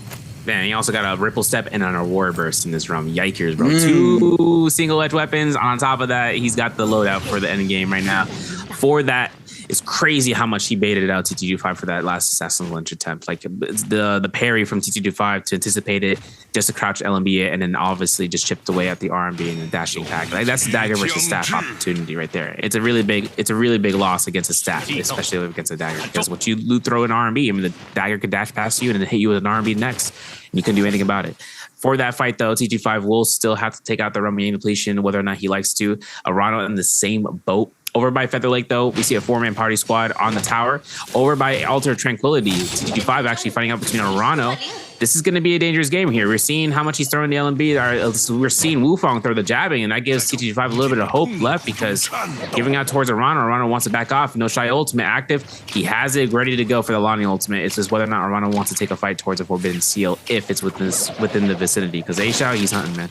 A-Shao's not taking anything for an answer. He won his second Romy Yang in this game, and he's up to 4 eliminations. Gold fan, gold armor, having the White Tiger's prowess for about under 100 seconds and just a couple of seconds here. And then for Arano, he's just making sure he can space out. Doesn't have a lot of supplies. 9 grapples to his name, no level 2 armor powders. So if he gets in an engagement, he is really going to be shucks for nothing, especially if he loses out the armor. Yeah, A-Shao crispy, man. I mean, we haven't really seen a crazy amount of success today for the Temis on the field. We had a game, we had 2 Temis. A-Shao on the lone wolf Temi right now, having a really good game 5. T225 still with 3 minutes and 30 seconds. Wufong cuts line of sight, might be right below him. We do have our replay here for the second Roman game. We had A-Shao against Arano. Since the R&B focus, jump LMB for extra damage. The 1-2 off the gold fan. Shaya ultimate invested here for Arano. Full throttles in here. The Temi F invested. The Whisk connects there for A-Shao. Cannon shots there against the Shaya Xiao ultimate. Scare Rush, a little bit of damage. Temi ultimate here for Asia. Runs on out, catches the 1-2 off the Scare Rush. Arano doesn't manage to catch the parry, the focus. He does get parried. And now the damage is going towards Aja's way into the cannon shot finisher. Supplying mad pressure there off of that weapon alone. Arano against Aja, still going at it outside the realm this time around. These players are still getting active. We do have pretty much the full lobby here as we see in our mini map. Everybody's posted up here in this side of the zone. Bong though, very low inside the zone, trying to catch a quick reset and might try to lay down some damage there. He might be having slow shot because he was aiming in there with a musket. T225 still has not been able to cleanse anything. A little bit of TP back there to avoid the aggression there for those players. Versus on the top side, Mike as well. Aerial and B, R&B doesn't get the damage off the R&B though. Edward now with the final hit. T225 not happy about that one. Arano does manage to cleanse, I believe. So he is going to be staying inside his game. And he's still finding out here for game 5. Doing a really good job to stay up. Doesn't get the elimination still, but cleanses. And Asia on the backside still with 4. I mean... I don't know, man. Asia looking crispy. Looking crispy. Mike came back online. He's having those pop off, bad game pop off, bad game pop off. It's kind of rhythm going right now for tonight. Yeah, checkerboard type playing gameplay. Yeah. You know what's crazy too is that Arano was actually able to find supplies of the body as fast as possible. So that was kind of the motion. And there, you're right. It's slow shots. He's got the slow shot. Yep. With the Sunwing, he's trying to build that one up here. Obviously, getting to that board would be great. Stamina Strike, Benthic Descent on Verse. Has Twin Shot, has Starfall. We're never going to see Starfall, but if we do, I'm ready for it. You know, the prize fall for you is Starfall for me. You know, if I see it and if it kill confirms, I'm going to lose it. Everything comes out for Verse this purple pole sword, or gold pole sword, I should say. Really great defensive operation. Bodger's Grip is also given to Edward. He also had the sap with the Phantom Step now built up like a Roarburst, as we mentioned before. The Assassin's Lunge, the Rampage, though, that's another kicker, right? Because not just your Roarburst, he had Rampage the whole time into this position. Arano getting the loot off of T225, picks up the Merciless Havoc. Common staff, doesn't matter. At least he has that for the end game. Similar to how in trios you see players with the common, even with the common nunchucks with the Dragon War. Talking about Dragon War, not gonna be the case. Actually, this is gonna be a chance right now for whether or not A-Shout wants to utilize. I'm just thinking whether or not he wants to utilize that Dragon like Mike, to be honest. But we have to see if that happens. Otherwise, Mike, Wufong, Edward, Chisheng, they're just hanging out here between the buildings. There's a lot of structures off this point. Arano clinks off that Roarburst because this Spirit Well is a Mystic Might. This is a refresh. This is armor on the swap for them to come back to if they take a lot of points of damage. Edward actually forced in a position to have to use that combo breaker with risk reward. That's what we talk about all the time. And Edward puts himself into the drop down just to try to throw out gold focuses. And he's going to get this for just a couple of seconds before the lobby decides to lobby him. Look at that. No armor, bro. He loses it all. Oh my God. I was just about to say, like, that was a perfect positioning there from Edward on the outside of that ring, but just completely eats 2 focus attack from 2 players. Just very low as we see. Mike wants to snag up this elimination. Oh my God. No way. He crouches over the wall. He crouches over the wall and just tap dodge right through him. And Mike loses track of him. He does not even know he's in that bush right next to him. But Choose catches him here. Now the Cyro Ultimate is going to be forced out here for Edward. We do have Choose not trying to kite the situation now. Mike is still waiting this ultimate to be running out. He was still full focusing Edward. As we see, he's going to be able to get that health back a little bit from that ultimate. A-Shao eats the damage there off the Xiao chains in the backside. Temi ultimate invested there for A-Shao. Drops very low. Bong now in the mix, trying to see if he can find elimination onto the Tomo. Gets caught up on the wall there. Drops down. The overhold doesn't get the damage off the whiz. Does have Arano get caught up here. This could be the elimination here for Arano. Arano drops very low. 1 HP in a dream. Trying to back on up. And I don't think the eyes are full focus into him. I think the aggression is still going towards A-Shao's way. Arano being able to pop 1 battalion, but the aggression has not stopped here for the Spirit Well. Yeah, it hasn't stopped at all. And I know Mike is coming right back in here to try to confirm this. If he does, Lobby's going to have a lot of issues. Oh, man, he is. He's going to get the whole reset. He still has his, he got preemptive V2. The Moonbane is out, bro. You have no idea how. Oh, my goodness. He's going to get this kill. Oh, wait, there's a lot of terrain to give him the advantage. Mike is going to go ahead and back up for the weapon, go back for the Jades. He's still looking for a target here. Decided not to go against Verse. Oof, man, this man is really coming into the corner. I'm looking for that. That's a Phantom mode. That means it's immunity for Wufong. Crazy timing. But hey, at least he still has an ultimate on standby. He really did use it exactly how you're supposed to once he's picking up the Spirit Well and re-procking the ultimate, because it's not a rage-based ultimate for Liam in this case, right? The V1 is. V2 is 100% usage, and catching another Spirit, which is another benefit of why you're using V2, is that way he can go ahead and have that preemptive for Spirit Well captures and whatnot. So far right now, Mike, 1, 2, 3, throws it. Obviously. There's the F1 coming down though, versus back in the ring with 100% HP, ready to go and swing left to right with the pole sword. It's only up to the lobby to see it and get past for the parry on a scissor. This is good for Verse, right? I mean, Mike with the Mystic Might is going to have information of all the players in this facility, right? So Verse being able to play around Mike on the Liam as well. They're going to be able to get aggressive in the mix here with with 112 seconds still remaining with that buff. He can still continue the tempo or control the tempo of this end circle here for this game. We do have a Xiao, a Xiao, and a Rano there. Two Xiaos and the Temi there playing around each other. Edward still playing the top side on the Syra. It looks like Fong all the way on the top there on the Xiao as well is going to go ahead and wait this out. Edward has our Aurora Burst and be able to control a lot of the top side of this cliff. Mike's going to go ahead and drop back down. He does not want to deal with that just yet. Could be a very strong, could be a very bad situation if he does get caught up there by that Aurora Burst and everybody hears that they're on the top side of the cliff. Ronald, Fong, and Chu still playing on the right-hand side. What do we have? We have Zone 5 starting to spread now. These players are going to start getting more and more congested between the next two zones. We do have Fong, though, still in the mix. Trying to see if he can find... Oh, he doesn't have no powders. He can't even top off that purple armor. Does have a purple pole sword in the back pocket if he needs it, opposed to that blue fan that he has in hand. Edward eats up a lot of damage there on the top side of the terrain. He's going to be forced to drop on down. Oh my god, eats up the pistol shot. Cannon shot flying on in here for Asia. Asia spots this quickly. This was amazing here from Asia. Being able to see what the HP is quickly here. The army dropped down, but Mike with the elimination here. That's 5 on the board there for the 2-time. Edward is going to fall off of that alone. First and Mike snagging up all the materials here from his body, and that is just a robbery. It really is. Coming out, this might be a chance for Mike to go right with that Valiant Challenger and full send this next 3 minutes. This is going to be just going for pokes out.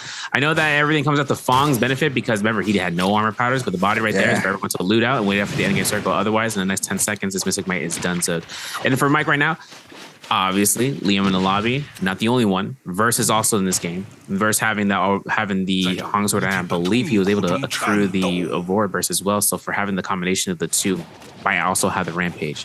And the Purple Focus is something in the endgame circle that also throws players off. They can't throw Blue Focus to Clink or parry. They can't parry a Purple Focus. Either or, they get knocked back and they get knocked into the zone. The verticality right now is actually pointing towards his slope. Not an increased verticality that, is like all ends of the mountain like we're looking at Scar and Lion King. It's just more about getting pushed off from one side from the homing. But that nice musket shot. Wait a second. FPS Gaming coming out from Mike. Naraka Bladepoint Melee Battle Royale. More like we're playing... I can't say the name of the game, but, we're going to go ahead and call it the first-person shooter. Fong eats up a lot of damage. Shot very low. Another bow shot, I believe, connected it on the top side. He's half health here on the Xiao. Asia might be able to catch this as well if he does get the information out. The lock key choose, though, applying the pressure on the Justina. Looks like Asia does manage to see the health there on the top side. Mike now, we do have him investing that Liam ultimate here off the V2. Fong now going to try to stay up. The whisk connects, and that was Asia's whisk right there into the... Oh my god. Mike with the musket shots there. And that's a nice finisher there for Mike. It's a dangerous game right here. Mike finding Wufong. He can find the throw, the verticality. He throws him upwards. He actually throws him in a position that throws him into Ronald's Merciless Havoc. It's crazy. The idea for it. The fact that Mike thought about it. Impeccable. And now for Mike, in a corner with a dagger with the Assassin's Lunge, most likely. If not, he's just using it to hold the blue focus in place. A-Shao holding this corner. Crazy whisk throw. Yeah, really sets him up to be the disturber of the piece for the lobby, especially for Fong there. And Fong's gonna look back at the bottom and be like, "Who was that?" And he sees who it is. Like, just man, coming out for the little bit of vendetta. 55 seconds on the clock. We got Mike still holding the crown. Shisheng hitting the wall. He's got to fight his demons, and his demons is basalt and granite. We know that Mike has himself into the musket shots off of the rooftop with the spear. Gets a little bit of pot shots off of Ronald for the Xiao. Having the spotlight for A-Shao. Maybe looking for the drop into this. This is tough. 35 seconds on the clock in C8. I don't know who's taking this end, but it's going to be close. Yeah, it pulls up high. We see Wufong invest in that Lani ultimate there to try to play the high ground. A-Shot now investing the Tomok ultimate on the top side as well. Rana with the Shaya ult already online. The TP there from the V2. Mike snags up Wufong there for the elimination onto Lalani. Now A-Shot trying to stay alive there on the bottom side of this terrain. Arano though being able to stay up. Doesn't have any armor. Is going to eat up a lot of damage on the backside. We have a double chain up there from Arano. And it looks like A-Shot is going to snag out the elimination onto Arano. On the top side, the Temmie connects. I believe no, does not now. The last hit there is going to go towards A-Shot's way. And I'm not sure it's going to be enough there for an MVP. Potentially 6 elimination and the last one standing opposed from the 7 kills and Mike falling a little bit early, and it is going to go towards A-Zhao's way. And what a beautiful showcase in here from the Lone Wolf Tomok. This man is balling, bro, this season. I don't know where he come from, bro. Yo, is this his 7? Beginning here, folks. Last final round, game 6 into Biweekly 2. My name is Severi alongside with Creatives. We're going to start this one off here at the Sun Cave where the Fireflies are spawning and they're teaming for Pace as well as for Edward to duke it out. Pace already has ult too, so Edward's trying to look for another Firefly. He does manage to catch one now, so ult's online for the Syra as well. No armor scrap off here for this first fight of game 6. PXC is going to get grapple stun here into the 1-2 here from the Halberds. Jump LMB clinks times 2. Now the Wingust does not connect. He overholds there to avoid that. Now the ship parry there from Edward gets some damage. PXC is going to be forced to pop the Zev. Be forced to pop the ultimate as well. The Justina ultimate in the back end. Edward there with a double freeze. No, it's Fong with a double freeze off the Justina. And Fong snags up the annihilation. And that's a nice third party there for Fong. Now he has to go against Alani. Yeah, he might actually catch his LMB. Oh, there's the cast and there's the recast. And now be Fong canceling ultimate. Yeah, not necessary yet. The bounces come through. They don't confirm. DXC is going to get a 200 heal off of this. Oh, double R&B coming out from that. Crazy work. And looking for another F ultimate cast. There it is. Big F2 coming out from Fong to deny this. Still giving PXT enough opportunity here for the 1-2s off the windowsill. And there's a 1-2-3. R&B's come out. If Paces makes easy work for this, first elimination comes out of this. A lot of Dark Tech coins to be earned. A shot potentially at Sigma Mine, or he has to make his way towards the Jade Pond. Otherwise, Mike versus A-Shao. Ironically, A-Shao on the Yakos up against Mike's Justina gameplay over here by the Gamma Mine. A parry like that. Sap Jade already off rip. A-Shao stacked up here, but I'm curious of whether or not who's going to get the kill between him and Polaris. Yeah, I mean, A-Shao jabbing plus sap. I mean, it's a very nice combo off rip. Mike trying to make a run for it right now. Scare Rush right back through that doorway. A-Shao tries to run on the backside of the building. Does not manage to do so. Lots of players showing up. Lipo and Pace both now in the mix as well. Mike trying to make a run for it on the Justina. This could be a bad sight here for Mike. Gets clipped here on the side. Forced to pop to Zad. Now the drop down. Oh my God. Nearly clips him there. Lipo with the damage onto Mike. Everybody fighting here for this elimination onto Mike on the backside. A-Shao still the first one in, but Lipo still aggressing him off of this as well. He stops the pressure onto Mike and goes for A-Shao. Lipo just full changes his attention onto, or Lipo full changes his attention onto A-Shao. The 1.0 halberd is there from Pace, and A-Shao just catching strays out here to be forced to pop the ultimate, but Lipo with the bow shot does get eliminated, and that's just unfortunate there for him. It really is. I think they realized what he had in his pocket. He wanted to make sure he get those Jades that they RNG'd on the ground for him to get as soon as possible. But Lipo looks for the ult proc after here. Here's Mike with the drop down horizontal, and Pace having his ultimate cast gets caught by the V1 right beforehand. And there's the R&B from Mike. Elimination. Soulbloom picked up. Second block coming through here for Polaris. He's looking for shield number 3. He catches Mike off of this, but he's got to be careful. Free dash, Tash. Oh, nice tap dodge, my friend. This is going to be where Lipo gets an opportunity here for another shield throw. Mike gets the 1-2. R&B hold checks. Double tap dodge. Doesn't get any sort of value off of that horizontal, but Lipo will look for the LMB uppercut cramps into the cancellation ultimate for the combo breaker. It's an immediate shield throw. RMBs. Polaris is just working it out here with these purple nutties, but then again, you see PXT. He's back in the ringer. He wants to round 2 situation. 1-2-3s. We release those, and Edward gets a kill confirmation with a headshot against Mike.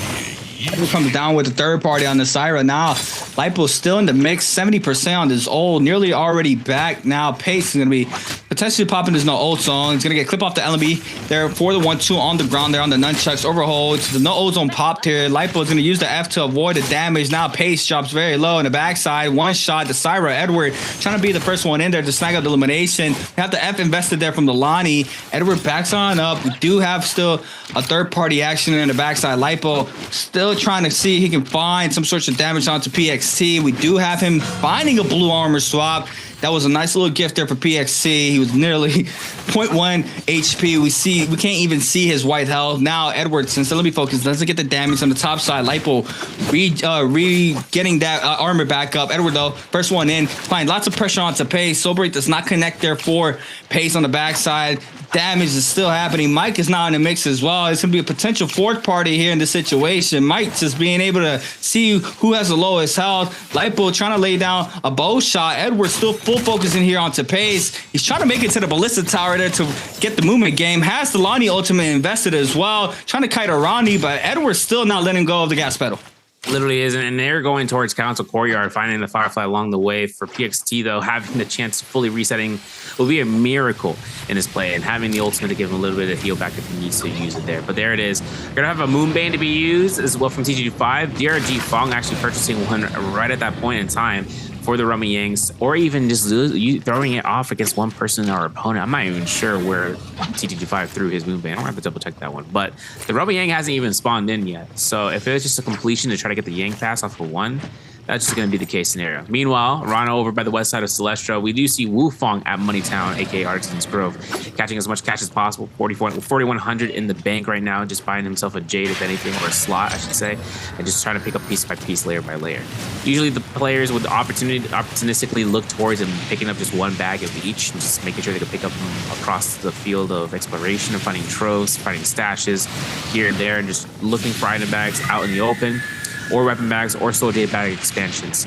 Otherwise, the economy of it does go in towards that first round of the first from Yang, whether or not to get the Moonbane, and if not, save money up for armor, and if then, saving up for later on. Listen, once you get kills in the Rummy Yang, then that's a free low option for you to use the gold that you obtained for Jades, or even for slots. This and that can come out of it. But regardless, Trifield Junction fight, Lipo versus Edward in the underground, and hoping to see who comes out on top. Lipo has been having really good success here with these chains off the shield. Edward drops very low. Common armor swap here for Edward now. Clint comes in ×2, ×3 here for both of these players. Tries to overhold. The shield proc there onto Lipo. Still trying to find a prio. Clint comes in once again. The 1-2 there off the nunchucks there from Lipo. Still has the shield if he needs it as well. Syra ultimate is going to be called in here for Edward. Now the damage is going to go towards his way due to the dazzle as well. Has the shield to avoid all that damage. And now Lipo trying to back on up because the Shaya ultimate is gone, I believe, and he still catches the second dazzle into the F there for Lipo, and this could be bad for him. It looks like he might be falling here in this situation. The third dazzle does not connect, but 1 HP in a dream, trying to stay alive. The Scare Rush connects there for Edward, and Lipo's gonna fall here in this situation. Yeah, loses life and loses his life throughout the lobby. That's gonna give Edward not only one opportunity here, but two. If he loses the Rummy Yang, he can go back in here for a Soul Bloom. The fact is how long is this going to last? Attack maxed out for Mike, 16%, while Edward has purple armor, purple nunnies, and he's got himself an engraving. But whether or not he's going to be able to use it, we're going to have to find out later on. We're going to see Edward to drop down here for the double RMBs against Mike's fan. Obviously, one blue focus is going to delete, I think, around 700 HP from that. Let's see, take a look and see if he eats a blue focus to the face. Edward taking a wind blast, takes a parry to the opportunity for one RMB. There it is. One LMB to the next part is going to be no armor for Edward, as he may or may not use his combo breaker here just for some sustain for himself. Oh my god. Just one RMB focus into a pistol shot, took up all that armor there on Edward from Mike's full attack J setup. And we do have him here on the Syra ultimate, just running laps here around this pillar. Moving, weave. Can't even catch him. Making sure he avoids all the pressure here from the Syra ult. The ult's about to go offline now. Still rolling away. Oh my god, into the freeze. Mike freestyling on him. Catches the stagger there off the Justina dash. Into the 1-2 there off the second dash. Into the finisher. And Edward is not happy about that one. That was just disgusting there from Mike. Being able to ice off all that pressure from the Syra. And I mean, we saw this throughout the whole night, right? They're just running laps around those pillars when those Syras are popping that ultimate to avoid any sorts of damage or capitalization off of that alone. When we prior used to see a lot of scale rushing through pillars, but now they're seeing that they're having a lot more success just running around in circles in that pillar like that. Exactly, yeah. And the fight ended so fast. Edward finds his Soul Bloom. Remember, 2 minutes, and then that Soul Bloom expires. And that's a really tight time frame. 2 positions is where that Soul Bloom is, and the second is where that Soul Altar might be in the nearby position. For that, though, Mike takes a gold longsword, has Justina. You know, this is the best in slot option right now for Justina. This is actually a premium position, and he's also on the third party here as Fong and TG5 are on the contesting side. For Wufang and Verse, they are the only ones with the Rum Yang depletion so far in this game. So regardless of this, 10 players or 11 players on the board total, and for 2 of them, gonna have to go stack up against one another. Otherwise, we see Fong, common fan. Wouldn't believe it if you even told me about it if he has a purple weapon on standby, but at the same time, this is for this engagement, and he is spacing the heck out. TG5 finds his fight, though, and it's going to be against Mike, both of them on the same pillar of success with the Rum Yang victory. Yeah, the weapon skills from both of these players going to be rough here. See the damage output there off of one jump LMB there from T225 or onto T225 there from Mike. Verse in the backside now started putting some pressure onto Mike. We do see him taking off all that purple armor, pistol shots constantly there to avoid any sorts of reset there from Mike. Mike drops very low. Cannon shots connect. T225 there for the elimination. Vermilion's burst might come into play there for Mike. So we're gonna have to wait and see how it works out. Verse does manage to back on up. T225 now aggressing Verse here in the situation. Tries to go for the scare rush. No jump LMB to nullify that though, but the chase is still on for both of these players. We do have, I believe, Verano in the back end. This could be a potential third party. He was charging up the bow. Mike in the mix. Spawns right back. Choose as well. Everybody's starting to move on in. Could be bad here for Verse. Does manage to kite out some of the pressure there from T225. Asia drops there against PXC. I believe he still has another life in this. Yes, he does on the Akko. So he's still in this game. Just loses 1 life. We do have Mike with 2 on the board. Asia with 1. T225 with 3. PXC and Edward with 2. Lipo out with 1. HM with 1. And DRG's Fong with 1 as well. And the Takeda got elimination. I'm kind of curious to see who he was fighting. And I'm a little surprised. I was expecting the Takeda to get probably full focus going into the first Roman Yang. I did think Mike was trying to full aggress him, but HM did manage to back on up. I think I saw it in the mini map that Mike went straight towards his way and his HP was going down. But we have to wait and see if the Takeda takes one of the second Roman Yang for this game. We'll love to see a Takeda in the realm. But yeah, we're gonna have to wait and see. Wufang with a minute 35 has to see if he can try to cleanse. PXC drops very low, but listen tower shots flying on him. Wufang has the information into the drop down R&B there into the cleanse, and PXC is not gonna live to see another day. Exactly, out of the lobby, out of the fray, but not out of the cooking pan. Wufang's taking ballistic scorch damage passively, and Edward just inching towards his zone and spaces out, goes right back towards the target. I'm not even sure he wants to go full commit towards him, so he's going to space towards maybe a Roman Yang. It's going to be spawning in here. And I do actually want to point out, you know, something interesting I saw earlier, a move from Verse to cleanse his Roman Yang division. He used his F skill, his F1 in midair to get a free reposition and shift, and then gets the soul bloom because of it. I don't know. I'm gonna look back in the VOD because that was kind of swifty. I'm gonna be honest, and be able to just offensively use his ultimate like that or his skill like that. That's crazy. Mike, though, on the other hand, he's up against A Shao, his nemesis. I don't know what else to say. I mean, listen, this is gonna be the person who goes on top for the scoreboard for today, at least so far. And since A Shao has a Roman Yang pass, Mike wants it. He, look, I likes you and I want you. We're gonna have to see what's gonna happen next because Mike is looking to the Kacha Limbies to R&B and taking a lot of points of damage. For A Shao to continuously put it on towards him. You know, AWZ Zorano is not going to shy away from that fight as he is also looking towards Mike the Justina, who is just packing up and shipping away. And it seems like he's still running that full attack, right? No damage reduction. I mean, he's just eating up a lot of damage, trying to take the second round. He's forced to back on up. HM now on that Fern out. Getting full focus here by Choose. Fong in the back end. I know Fong's not going to let go of this third-party action. He loves to do it. Still, HM trying to stay alive. Cuts line of sight. Choose, though, might catch him there in the corner on the Temi. Does manage to get some sort of damage, but HM respawning here. Does manage to kite on out there on the outskirts of the Ballista Tower. Still scare rushing on in. Does manage to cut line of sight. Choose and Fong going at it here in the bottom side. The Temi now getting a focus there from Fong. We have WBG's Verse against TE's Wu Fong for this Roman Yang. This is going to be a Shio versus Liam for this second Roman Yang. Yeah, bro, we're going to be a mirror in terms of the parries, but not so much for Verse throwing out his 1.0. Has his pulse sword on action, gets caught by the R&B. Double R&B comes out here for the spread for the shift over. Burns out the Shio ult, so whether or not Fubon finds another parry, he's got to look for pistol shots over and over, and then he procs one shield block. Unfortunate. We go back for Howard. We're looking for the 1 point. There it is. And there's a shield block. There's a shield throw. There's going to be a Liam ultimate as a counteraction here. 1, 2, no 3. Shield block number 3 comes out. Verse, he can't throw it. He gets caught. That's going to be it. No ultimate's going to be active after this Liam throw, and there's going to be actually 2 shield blocks. Never mind, but he takes a pistol shot. He throws a shield block. He captures it. He gets knocked back because of the V2, and 1 R&B is all Wukong needed. After that, even with the immunity in place, he still finds the kill elimination. That was clean. Edward against A-Shot this time around. Akos here for A-Zhao. Edward on the Syra. Gonna have to wait to see if he finds success this time around. And Romy Yang. There goes the Syra ultimate. F1 called in here for the Akos. Trying to play around the pillar. There he goes. We go ahead and scare rush on out. To be able to ice some of this pressure off, Edward is going to use the ult to get back that health back that he lost. A-Zhao now is starting to move on in. The ult is about to run out pretty soon here for Edward. Yeah. Just watching him at the top, just fighting his demons. The one tap there, off the fan, overhold, seeing if he can find the damage. The R&B jump LMBs, F1 called in, 30% damage reduction, still eats up the damage off the LMB focus. The 1-2 doesn't get the damage off the jump LMB, gets caught off, and now the Akko's ultimate's online for A-Zhao. Jump LMB for the extra damage as well, catches the leap. The F called in for the Syra, tries to catch him off the V2, does not manage to do so. Edward now trying to kite out the Akko's, doing a really good job thus far. Now the leaps does not connect, the clink comes in, the second one connects into the aerial R&B for A-Zhao there for the elimination. And I mean, what can we say? This man has been on fire all night. Yeah, it has been. That always will be probably for this match, maybe potentially for MVP.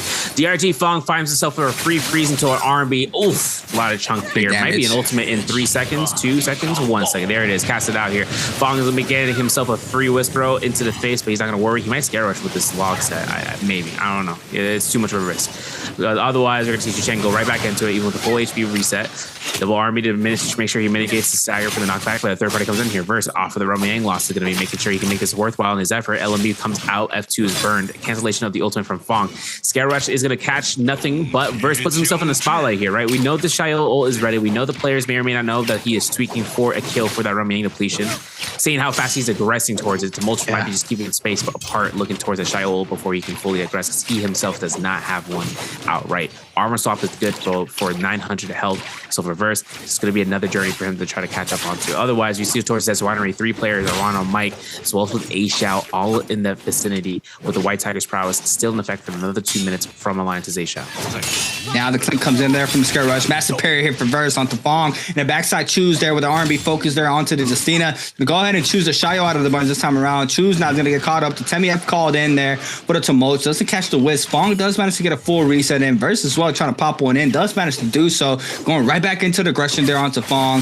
No ult yet just here for Fong, but quickly getting that back. The 1-2-3 releases. Get the damage as well. The 1-2 area LMB or area R&B onto Fong. Has a shield ready on lock if he needs it. Justina does manage to scare rush on now. And Fong here, the common fan in hand, has the walls and terrains to continue the scare rush momentum. A-Shot now showing up to the party. Gold armor, gold Hong sword. He's going to be able to hit a lot off that Romy Yang. Burst though drops very low with 2 minutes and 30 seconds. And he has been changing the approach here to these Yang depletion timers, right? We see a lot of times these players use the timer for their advantage to try to catch the third party. He's going to fall off of that. He was super aggressive. He did it in the first loss as well, where he came right out of the realm and got very aggressive early on. And this time, it did not work out in his favor. He is going to fall for game number 6. It's a tough indication, but for Fong, he's still on death's door between the zone and 2 players, both golden armor looking for him.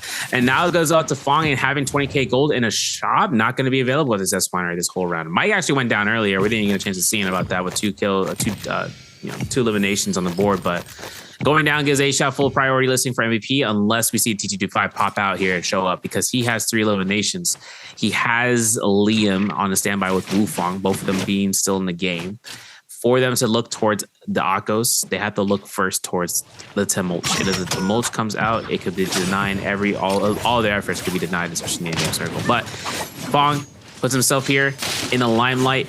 Everyone's looking in this direction. This Justina is an easy, fresh kill. If they can capture her with 1 stagger, burn her F2, that's the next play. Parry like that, Arana really punishes it. And A-Shao still has White Tiger's prowess. If he gets his skill elimination, he gets the White Tiger's prowess. Not going to happen. Chucheng finds that bow shot, finds his solo, and Edward is denied it. And for everything comes out here, still got 2 minutes on the board before another elimination, but I don't think the lobby is going to allow for another fight to happen, especially when this endgame circle is coming into a close for Shadow 4.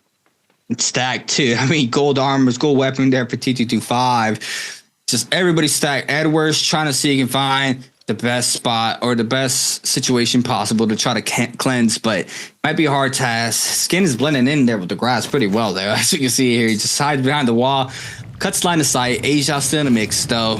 Trying to get some of these resources here from these remaining bodies here from Fong earlier. Fong falls with 2 on the board. HM with 1, Lipa with 1, Verse with 0, PXC with 2, and Mike with 2 for our lost souls for this game. Those players are out, but I mean, we're gonna have to wait and see. Oh, a little bit of low tap. Oh, he thought it was free. I need a cleanse. F1 called in here for Asia. Edward now still trying to full focus the Aquas here in the situation. Grapple and bees, big damage here, overholds, releases the 2.0 there from the fist blades. The Aqua's ultimate is called in here for Asia. Oh my god, he beat Choose inside the Bane. Now the Cyber ultimate called in. Asia very low is gonna get clip off of this, and Edward does manage to cleanse, gets hit by the Bane as well, uses the F to retreat. Big spaces off of that. Dazzle in the back end there for Choose. Another player catches whiff of him. It's gonna be Wolfbong on the goal halberds, and now the F called in. Another Bane drops back down, does not clip him there. Edward drops very low, even though he cleansed. He's in a very bad predicament right now. Yeah, he is. He's going to get caught by another movement. I'm calling it. And there's going to be one knockback to the next. Why'd you walk into it, bro? Why'd you walk into it? Slap your face again, bro, because I saw you walk into it, bro. Please don't do that, please. Oh, my goodness. It's a tragedy. Call me Macbeth. I'm talking to the school. Where is it going to come through with the R&Bs? If Wufong puts himself here, he could be chilling out. But then again, Chisheng is not allowing this one going through here. And having TT25 to be in the mix-up, this is, we went from baller status to status, and now into the Spirit Well.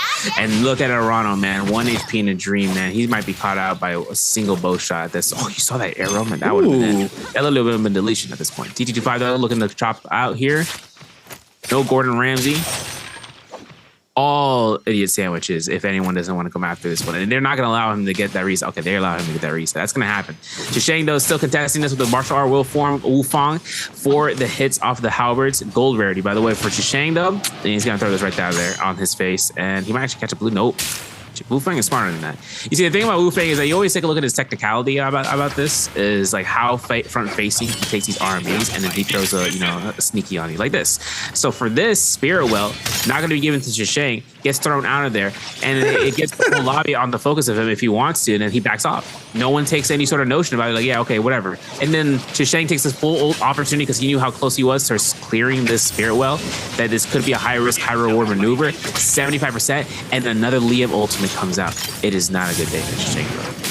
Wow, he does have Velocity on the toe. It's going to get the Mystic Might buff as well. Oh my god, big juggle here onto Wufong. Jump LB connects as well. Wufong now is trying to run for the hills. He does not have ult online if he needs it. I heard a parry happening in the back end. Not sure who got parried, but I did hear it. T225 now in the mix as well. B2 connects here in the backside. Oh my god, the Bane is the MVP for this game alone. We're just seeing back-to-back Bane hits here onto all these players. Shoes now trying to stay up in this situation. T225 kind of around this Bane as well. Purple fan in hands. Going to try to get a quick reset in. Choose pops one in and going right back in here. This could be very bad for both of these players. This Bane decides to drop down on top of both of these players. The Brock comes in into the 1-2, does not let loose. Another player showing back up. This is going to be Arano in the mix as well. Choose now trying to full reset on now. We do have the Bane in the backside. Does not clip anybody. I thought it was going to clip Choose, but it does not. T225 stops the pressure, stops the aggression. It's going to back on up. Wufong still in the mix. Let's go ahead and play around the opposing Liam here in this situation. 4 players still up. T225 was trying to even out the playing field here, but Choose and Wufong, or Choose and Arano are still in the mix. It's going to be an opportunity right here. Phantom Step with the jab, or the engraving with a Sap Jade on T225, holding out for dear life. Chisheng next to the Moonbane. Storm Triad, Martial Wolf from Hook, Sunwing Shot, Phantom Step, Bar Bolt, and a Sap Jade with the Gold Hong Sword, and a Long Sword. And it just has the whole weapon arsenal for this fight. I mean, the Velocity Untold is definitely going to be what he's using. It's not going to be a fun time right now for the lobby. 1 R&B. Might be looking for a hold horizontal here for the velocity for the boot focus. Look at the water. Throws it. It's block extreme, right? Free. Look at his meter. Does not deplete. That's the power of it, folks. Well, velocity trigger. Once you unlock the trigger aspect of it, your meter doesn't go down. Yep. Unless you go ahead for a meter dump. That's the only other way that it's going to be going into being depleted.